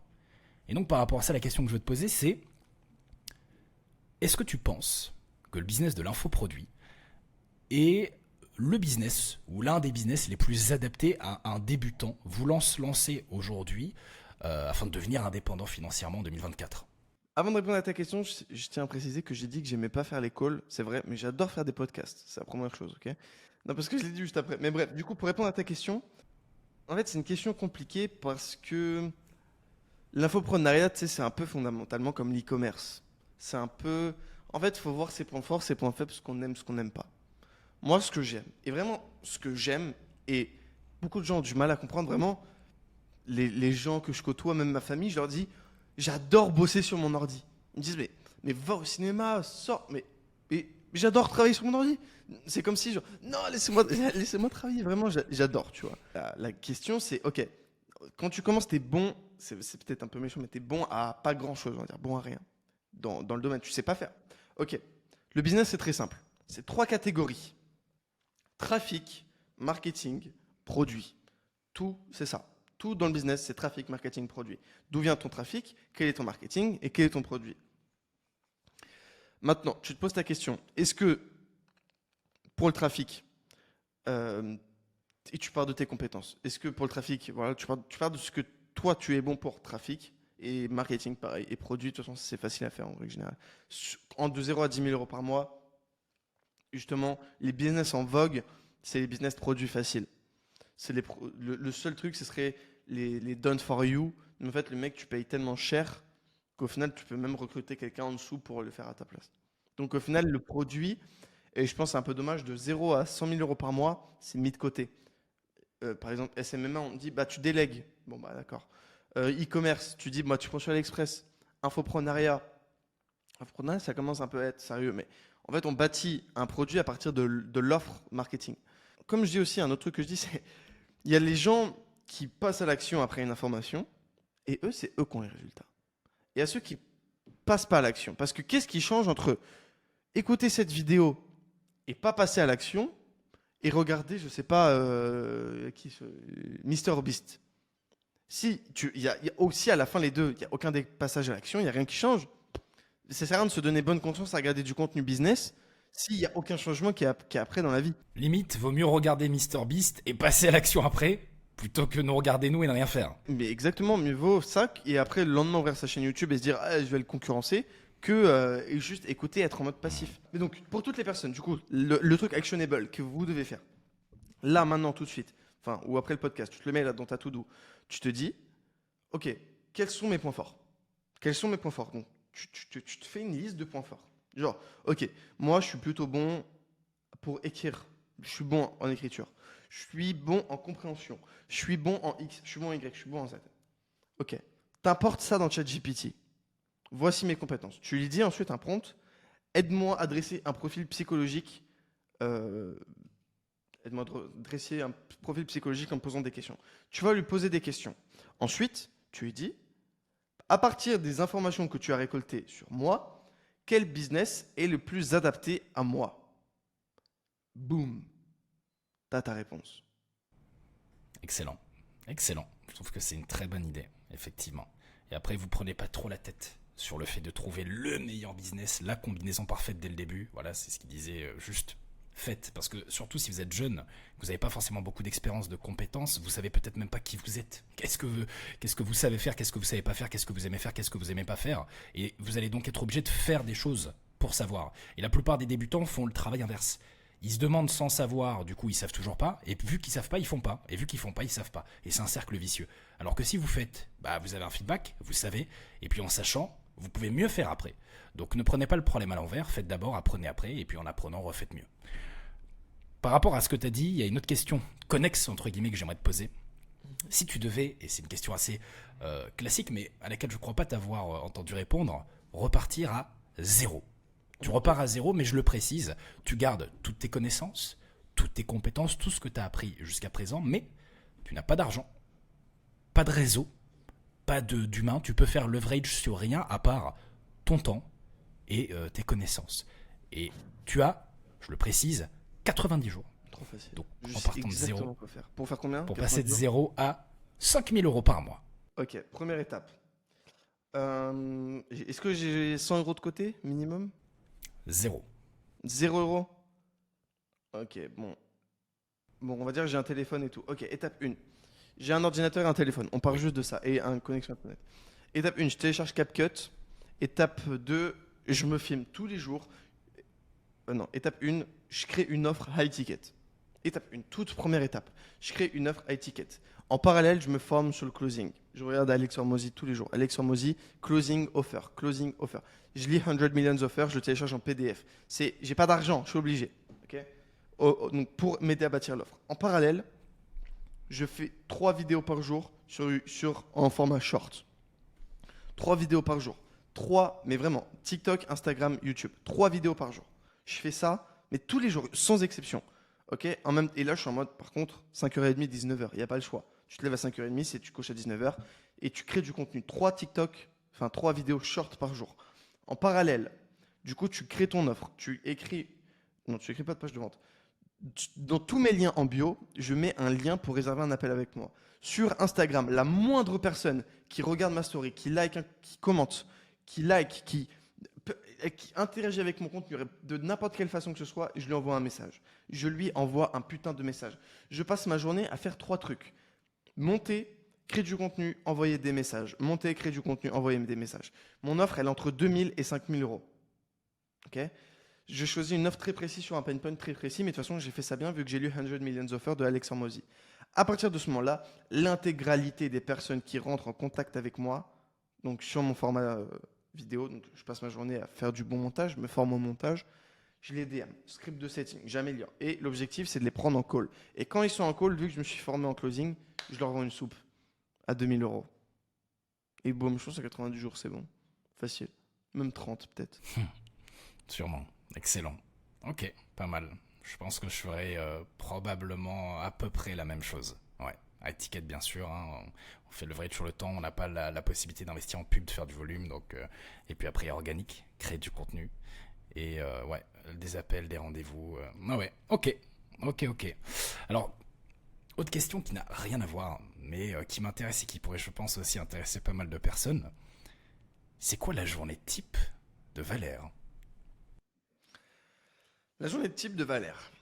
Alors déjà, j'ai 2 journées type. J'ai la journée type parce une semaine à 10 jours par mois, je me lève à 5h30 ou 6h. Cette semaine, ce mois-ci, c'était 6h. Bon, parce qu'il y a eu le... Bon, bref, peu importe, ça intéresse personne. Mais du coup, c'était 5h30. C'est 5h30. Et quand je me lève à 5h30, c'est la guerre mondiale. Et quand je dis la guerre mondiale, c'est vraiment... Je suis un gros outil du travail et je fais que travailler de 5h30 à toute la journée. Mais sinon, on va dire, dans une journée plus classique, je me lève à 7h30, 8h, honnêtement. Même peut-être 8h30 si c'est les grasses mat, tu vois. Le lendemain d'une semaine 5h30, c'est 8h30, même si je me réveille avant. Bref, donc je commence, on va dire, à 7h30. Et là, tous les matins, j'ai une espèce de routine matinale. Rien de bien méchant, tu vois. J'échauffe mon corps, je me mets de l'eau sur le visage, je vais dire bonjour à mes chiens, je prends un coup de soleil, enfin voilà, je prends de l'air et tout. Et puis boum, direct, je vais bosser. Et puis, j'ai ma to-do list et puis je bosse, tu vois. Si j'ai des calls, je fais des calls. Si j'ai des looms à faire, je fais des looms. Si j'ai des meetings avec mon associé, je fais des meetings avec mon associé. S'il y a de l'opérationnel à faire, je fais de l'opérationnel. Si, voilà. S'il y a des vidéos YouTube à record, je le fais. Et après, c'est juste, je fais ma to-do. Hmm. Ensuite, je vais manger. Enfin, je prends un petit déj aussi 1 heure après. C'est pas intéressant, je mange des œufs et un avocat. Et bref, on s'en fout. Et ensuite, je vais manger. Mon assistante, elle me fait à manger. Et puis elle me fait à manger, puis après je retourne bosser, et je refais la même chose que le matin, mais en light work. Tout le matin, je fais deep work, vraiment deep concentration. S'il y a du copywriting, je fais du copywriting. S'il y a besoin d'être créatif, tout ce qui touche à la créativité, c'est le matin. Sinon, le soir, bah, je bosse jusqu'à 18h en général. 18h, je vais au sport, 6 jours par semaine. 5 fois, je fais de la salle de sport, et un jour par semaine en général, je fais un sport de combat. Et j'alterne vraiment entre beaucoup de sports. En ce moment, j'ai une petite phase lutte, même si je suis pas la semaine dernière. J'aime bien les sports de combat, c'est important de savoir se défendre. Et après, bah, je dors. Enfin, je mange et je parle avec mon associé. On va promener les chiens. Après, voilà, je fais ma vie d'humain, quoi.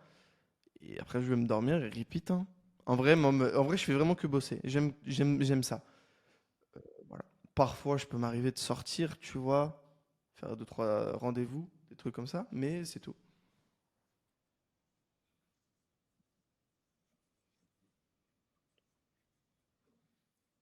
C'est quoi tes passe-temps? Qu'est-ce que tu fais, je sais pas, pour kiffer? Parce qu'il n'y a pas que le business dans la vie. C'est ce que t'avais dit, quelqu'un que t'as rencontré qui gagne beaucoup d'argent il n'y a pas très très très longtemps. Et je sais que c'est quelque chose qui t'avait interpellé. Alors qu'il gagne beaucoup d'argent, il dit: oh les gars, on parlait business, mais il n'y a pas que le business dans la vie. Ouais, il n'y a pas que le business dans la vie, mais moi, j'aime beaucoup ça. Mais ce que je fais de mon temps libre, honnêtement, je lis des livres. J'adore. Vraiment, j'adore. J'écoute des livres audio aussi à la salle, par exemple. Sinon, c'est une bonne question. Sinon, c'est tout, hein. Mais plus le temps passe, et plus en vrai, je me détache du business.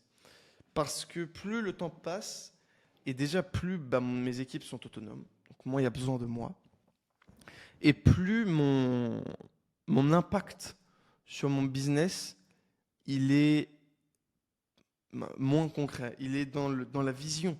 Et la vision, ça se développe comment? Méditer, je médite énormément aussi, je lis des livres, beaucoup, enfin j'adore, lisez des livres. En vrai, c'est bien un truc qu'il faut retenir, c'est lisez des livres. Quand on me dit un conseil pour les jeunes générations, lisez des livres. T'es entre 1 an et 50 ans, lis des livres. Allez, 2 ans, lis des livres. Écoute des livres, on a rien à foutre, et lisez des livres. Bref, Et est-ce qu'il y a des choses avec lesquelles tu as envie, au-delà du business du coup, de remplir ton temps? Est-ce qu'il y a des passe-temps, des choses auxquelles tu aimerais t'adonner, une passion, je sais pas, jouer aux jeux vidéo, faire de la pêche, apprendre une nouvelle compétence, je sais pas, fabriquer du bois, fabriquer des trucs avec du bois, tu vois, des trucs comme ça. Est-ce qu'il y a des choses comme ça, des sujets qui t'intéressent, dans lesquels tu aimerais pouvoir te consacrer aujourd'hui ou demain? j'aime beaucoup la musique. J'aime beaucoup la musique. Même toute forme d'art en règle générale. J'aime beaucoup les musées, tout ça. J'aime bien. Chaque fois que je vais en France, je vais au Louvre quasiment à 90% du temps. Je suis allé 2 fois cette année en France. 2 fois, je suis allé au Louvre. Et si tu vas au Louvre avec la bonne personne, c'est magnifique. Et du coup, ouais, j'aime vraiment beaucoup l'art. Je trouve que c'est la créativité, je pense que c'est l'énergie la plus pure avec l'amour. C'est en first, il y a l'amour, en deux, il y a la créativité. Et c'est l'énergie la plus forte et la plus belle à admirer, je trouve. Tu sais, par exemple, tu regardes, tu sais, un grand-père et une grand-mère s'aimer dans la rue, ils se tiennent par la main. C'est trop, tu sais, tu ressens le truc. Et j'ai ce même truc avec la créativité. Quand c'est débordant de créativité, je le ressens et ça me fait de l'émotion, alors que c'est rare que ce genre de truc. Donc, voilà. La créativité, tout ce qui touche à l'art, à la créativité, j'aime beaucoup. Excellent, je te rejoins à 1000% là-dessus, l'amour et la créativité.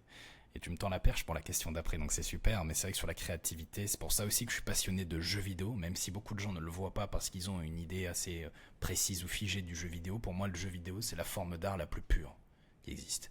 Parce qu'en fait, c'est un art qui combine à peu près tous les arts qu'on connaît. Il va y avoir l'art du visuel, du design, du graphisme, l'art de la musique. Aujourd'hui, il y a des BO, des bandes son de jeux vidéo qui ont plus de succès que celles qu'on peut retrouver dans des films ou autres. Et il y a plein d'autres choses, la narration, le scénario, l'histoire. Mais surtout, il y a un truc qu'on ne retrouve pas dans les autres formes d'art, c'est l'interaction. Quand tu apprécies une œuvre d'art, que ce soit en l'écoutant, si c'est de la musique, en la regardant, si c'est un joli tableau, bah t'es spectateur. Quand tu joues à un jeu vidéo, t'es acteur. Donc tu interagis dans l'art. Donc tu es, d'une certaine façon, sans faire de la philo, une partie de l'art auquel tu prends part, tu vois. Après, ça dépend quel jeu vidéo. C'est vrai que si on reprend l'exemple FIFA, Fortnite et compagnie, c'est pas des jeux sur lesquels je crache, mais forcément on le retrouve moins. Mais il y a des jeux vidéo qui, moi, à titre personnel, et c'est le cas pour d'autres œuvres d'art, que ce soit des films, des séries, des animés, peu importe, qui m'ont marqué et impacté à tel point dans ma vie que même dans le business, je vais me référer à eux ou à des personnages de ces jeux, de ces œuvres, pour prendre des décisions et me dire qu'est-ce qu'aurait fait telle personne à tel moment, tu vois. C'est dire. Et donc, pour rebondir sur un autre sujet que tu as cité, et tu m'attendais un petit peu la perche, l'amour. Qu'en est-il de ce sujet pour Monsieur Valère? Est-ce que une Madame Valère est en prévision? Est-ce que tu aimerais avoir des enfants? Ah ouais, ouais, moi il me faut des enfants. Il m'en faut plein. Euh, Moi j'ai des plans sur le futur. Il me faut un fils avocat ou une fille avocate, je sais pas, un banquier. Il me faut un empire familial. C'est le plan. Là, de 21 jusqu'à mes 25 ans, là, je suis en mode, je fais un maximum de fric. Vraiment, oseille, argent, argent, argent. Ensuite, on verra si peut-être je continue la quête argent, peut-être jusqu'à 30, on en reparlera plus tard, ça. Et, mais il me faut des enfants. Moi, je veux, en gros, regarde. Tu veux que je t'explique? Ok. Là, je fais un maximum d'argent. Je m'achète un manoir. Je m'achète un manoir dans un endroit stratégique dans le monde, dans lequel j'aurais. Enfin, un manoir, c'est pas le truc de vampire, tu vois, mais un truc. Une belle maison, tu vois, un truc un peu. Voilà. J'appelle ça un manoir, mais bon. Pas trop moderne, tu vois, en gros. Et je me fais un portrait de moi, mais ultra quali. C'est comme ça que je me l'imagine dans ma tête. Et je serai le premier de ma lignée à avoir sorti, entre guillemets, de la population normale, ma famille. C'est-à-dire que tous mes enfants, ma femme et tout, il y aura mon tableau comme le premier, et ensuite il y aura mes enfants, mes petits-enfants, etc., qui auront mon nom de famille, et boum, boum, boum, dans le manoir, et il y aura leur tableau à côté. Mais le premier tableau, ce sera le mien. Parce que je vais créer, ce que j'ai créé avec le business, je vais le créer avec ma famille. Et je sais que j'en suis capable parce que c'est les mêmes principes. C'est discipline, aller plus loin, pousser. C'est bon, en vrai, c'est plus compliqué. Comme le business. Tant que t'as pas d'enfant, comme le business, tu te dis ouais, ça va le faire, mais c'est toujours plus compliqué. Mais bref, pour moi, les enfants, ça va être, c'est mon objectif du moins. Après, je te dis ça, j'ai 21 ans, j'en sais rien, tu vois. Mais je veux des enfants et je veux créer un empire avec ça. Voilà. Un empire, une Et fortune toi, générationnelle. d'ailleurs? Alors moi oui, moi c'est je veux être père, clairement. Forcément quand j'avais 21 ans, je pense que j'étais peut-être... ouais si, en fait. Je sais qu'il y en a à 21 ans ou plus jeunes, ils sont pas connectés à ça. Moi je l'étais déjà, je savais que je voulais avoir des enfants, que je voulais être père. Pour moi en fait, il n'y a pas de sujet quoi. Procréer. Alors après, si, il y a le monde, l'évolution, la conjoncture géopolitique, écologique, etc. Mais voilà, pour moi, il n'y a pas de sujet. Donc oui, bah moi j'ai déjà, comme tu le sais, une copine que je considère comme la femme de ma vie, future mère de mes enfants. Je veux avoir une famille, fonder un empire, pourquoi pas, mais pas de la même façon que l'ont peut-être fait et le font les grandes familles qu'on connaît. Je sais que toi, ça c'est quelque chose qui peut t'exciter un peu, mais je sais pas forcément, tu vois, envie de conquérir le monde, d'avoir une famille de multimilliardaires qui contrôle tout. J'ai d'ailleurs un avis assez tranché là-dessus. Je suis capitaliste, je dirais même presque libertarien sur plein d'aspects, mais je pense pas qu'on devrait avoir autant de pouvoir, de richesse et d'influence que ce que certaines personnes ont aujourd'hui sur Terre. Parce que quand on voit l'impact et les conséquences de ça à plein de niveaux, bah on sait que c'est catastrophique et qu'à un moment donné, ça va péter. Mais en tout cas, voilà pour te répondre sans faire de la politique. Également, je voulais te demander quel a été le meilleur conseil, que ce soit dans le business ou autre, qu'on t'ait jamais donné. C'est peut-être celui que mon père m'a donné, que son père lui a donné, que son père avant lui a donné. Il est un peu vieux jeu du coup, vu que ça date de mon arrière-grand-père, mais ça a toujours été écrit dans mon bureau et dans le. En gros, on avait un petit atelier où on mettait un espèce de garage, en gros. Mais c'était un atelier, en gros, où mon père il faisait des trucs manuels. Et il y avait écrit on n'a rien sans peine. Et c'est vraiment un truc. Et je le transmettrai à mes enfants, c'est sûr, parce que ça vient de mon arrière-grand-père, boum, boum, boum, on n'a rien sans peine. Et on n'a rien sans peine, putain. Et si t'avais une baguette magique et que tu pouvais changer une seule et unique chose que tu as fait ou que tu n'as pas fait au début de ton aventure entrepreneuriale, ce serait quoi? En fait, si je vois les conséquences, entre guillemets, secondaires, je me rends pas compte qu'une connerie m'a fait apprendre indirectement. Par exemple, moi, j'ai eu plusieurs millions en tout qui ont été bloqués sur des comptes en banque, sur des machins. Même encore aujourd'hui, j'ai un demi-million quasiment de bloqués sur un compte dans un pays. Et putain, ça fait chier. Mais est-ce que en un coup de baguette magique, je vais le faire tirer ou est-ce que du coup, moi je sais que la première fois où j'ai eu un compte bloqué, donc un compte en banque, parce qu'en fait, si tu veux, tu peux pas bloquer, tu peux pas faire un virement de 300 000 euros depuis la Suisse jusqu'à Hong Kong comme ça. Il faut des papiers et ils bloquent les fonds.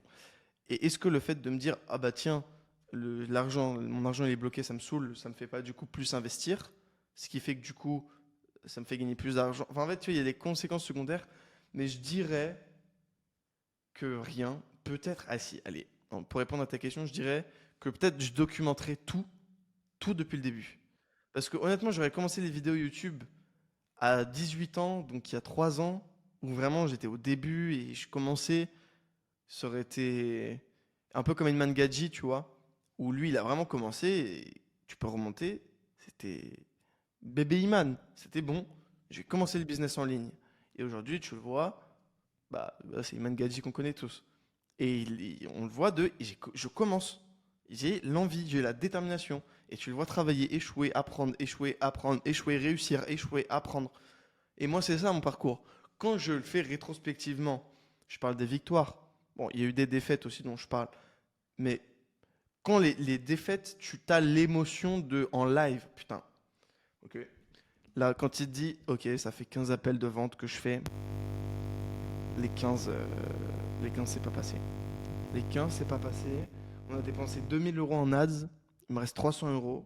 Si là, dans les 2 prochains calls, ça passe pas, il me reste encore 3 calls de bouquet. Je vais devoir arrêter ce business. Et il te dit ça. Vidéo d'après. Ok, bon, les gars, c'est le 2, il nous reste plus que 2 calls. Est-ce que vous êtes prêts? Je vais vous record tout ça. Et là, tu vois que son call, il passe. Et let's go, tu sens l'émotion. Ça a trop de valeur. Et quand tu suis ça depuis le temps, voilà, ça donne les man qu'on connaît aujourd'hui. Du coup, petit coup de baguette magique, j'aurais fait ça, je pense. Après, j'aurais pas changé grand-chose, honnêtement. Et à part ça, si tu devais remonter le temps, et je pense que ça répondra aussi pour ceux qui sont là où tu étais à ce moment-là, et parler à ton toi d'il y a 3, 4, 5 ans, tu pouvais lui dire une chose, une seule chose, qu'est-ce que tu lui dirais? Alors, je dirais pas d'acheter du Bitcoin parce qu'il faut qu'il travaille, le Valère. Faut qu'il tombe amoureux de ça. Parce qu'à l'époque, il aimait pas travailler. Et le Bitcoin, c'est trop facile. Je lui dirais, lis des livres. Plus. Ça a changé ma vie, en fait. Vraiment. Ça a changé ma vie, la lecture. Et ouais, juste lis des livres. En vrai, même là, moi, si genre j'avais plus de business, je pense que je ferais que lire des livres. Que ça. Que ça. Mais vraiment, j'adore. C'est trop bien. Et puis surtout, j'adore aussi en discuter en live quand je lis un livre et qu'on me l'a recommandé. J'adore en parler à mon pote en mode oh, t'as vu ça et tout, mais t'en penses quoi? Bref, j'adore ça. J'adore discuter bouquins. J'adore lire des livres. Même des livres pas forcément business, hein. Je lis même très peu en ce moment de livres business. Ça doit faire 3 à 4 mois que je lis plus trop de business. Parce que ça me fait déconnecter. Puis j'ai l'impression de plus apprendre grand-chose, honnêtement. Et puis il y a un truc aussi, c'est que un concept, c'est que en vrai, de vrai, quand on a déjà un business, on sait ce qu'il faut faire. On sait. Et il y a plusieurs choses. Pourquoi est-ce qu'on ne le fait pas? Si on ne le fait pas. Et du coup, si tu le fais, c'est juste une question de temps. Et du coup, la question, c'est comment aller plus vite. Mais du coup, vu que tu es déjà en train de le faire, tu es déjà en train de faire le plus rapidement possible. Donc, le seul livre qui pourrait être intéressant, c'est comment aller plus vite, mais ça n'existe pas. Enfin, comment aller plus vite dans la tâche que je fais. Mais voilà, donc, je lis plus trop de business. Mais franchement, si je devais me donner un conseil, c'est quand je vois des Tai Lopez qui lit un livre par jour, mais il lit vraiment un livre par jour. Et il lit un livre par jour depuis Here My Garage de 2014. Ça fait 10 ans, il lit un livre par jour. Il lit 3000 bouquins. Facile. Bill Gates, c'est pareil, tu vois. Alors, il y en a qui disent, mais c'est pas possible, tu peux pas lire un livre par jour. Honnêtement, si, c'est facile de lire un livre par jour, il y a juste à lire vite et faire de choisir les chapitres que tu veux. Tu vois, moi, quand je lis un bouquin, je vais pas lire tous les chapitres one by one. Récemment, hier soir, j'ai recommandé à un ami le livre de Stephen Hawking, qui est un excellent bouquin que je recommande d'ailleurs, qui parle de est-ce qu'on peut remonter dans le temps, est-ce que Dieu existe, est-ce que le destin existe, mais d'un point de vue de Stephen Hawking, donc c'est pas non plus le dernier guignol, quoi. Et je lui dis, bah, choisis tes chapitres. Il me dit, ah ouais, tout, t'es sûr? Et je lui dis, bah, mec, c'est comme ça qu'on lit. Tu vas direct à l'info. C'est pas. Enfin, tu vas à l'info. C'est pas tu lis tout, le prologue, le prélude, et puis l'introduction. Non, c'est elle ou l'info. Là, je vais la chercher direct, boum. Et puis c'est bon, j'ai fini le livre, il n'y a plus d'infos que j'ai envie de chercher. Ce qui m'amène finalement à l'ultime question que je pose à chaque invité durant mes interviews. Si tu devais recommander une personne à inviter en interview avec moi, ce serait qui? Attends, c'est compliqué comme question. Bah écoute, j'ai envie de te dire Malik Bench. Je sais pas si tu vois qui c'est, je l'ai eu sur ma chaîne. Parce que il est, honnêtement, hein, il est beaucoup plus fort. Enfin, en fait, si quelqu'un arrive à vraiment tirer de la valeur de son cerveau, comme je sais qu'il est capable d'avoir, parce que je l'ai rencontré beaucoup, on parle beaucoup, il fait du contenu en vrai assez débutant. Mais il est vraiment pointu sur certains domaines. Il a lu beaucoup de bouquins. Il gère bien sa vie. Il est très bon. Il fait juste du contenu un peu sur l'affiliation, débuter et tout, tu vois. Mais si quelqu'un arrive à vraiment tirer un peu, entre guillemets, les verres du nez et lui dire, allez, vas-y, sors l'info, il y a moyen que ce soit un truc de fou. Un podcast légendaire, parce que je sais de quoi il est capable. Du coup, je te dirais Malik Bench. Super. Eh bien, Malik, si tu vois ça, mais je pense que tu le verras, tu es le bienvenu. Merci, Valère, infiniment de m'avoir fait l'honneur de ta présence à mes côtés dans cette interview. Hyper reconnaissant. Et c'est fini. Un mot de la fin? Bah écoute, merci à toi. Likez, abonnez-vous, rejoignez-moi si vous avez aimé. Et abonnez-vous sur la chaîne sur laquelle on est. Je crois que. Ouais, attends. Mince. Ouais, bah abonnez-vous partout. Cliquez, abonnez-vous, likez, commentez, envoyez à tout le monde. Faites de la pub. Là, ok, partez pas. Là, un truc à faire. To-do list maintenant. Tu télécharges en point MP4 non, mieux que faire. Tu vas sur qrcode.com. Tu crées un QR code. Tu imprimes un t-shirt au QR code de l'URL de ce podcast et tu le portes. Tous les jours pendant une semaine. Si tu fais ça, le premier qui fait ça, je lui envoie 1000 euros, ok? On fait ça, je le fais vraiment. Sur ce, c'était un plaisir, merci à toi. On va voir s'il y a vraiment des gens On qui va le font, voir. ça me ferait marrer. C'est lancé. Et puis, merci pour l'invitation. Merci à toi.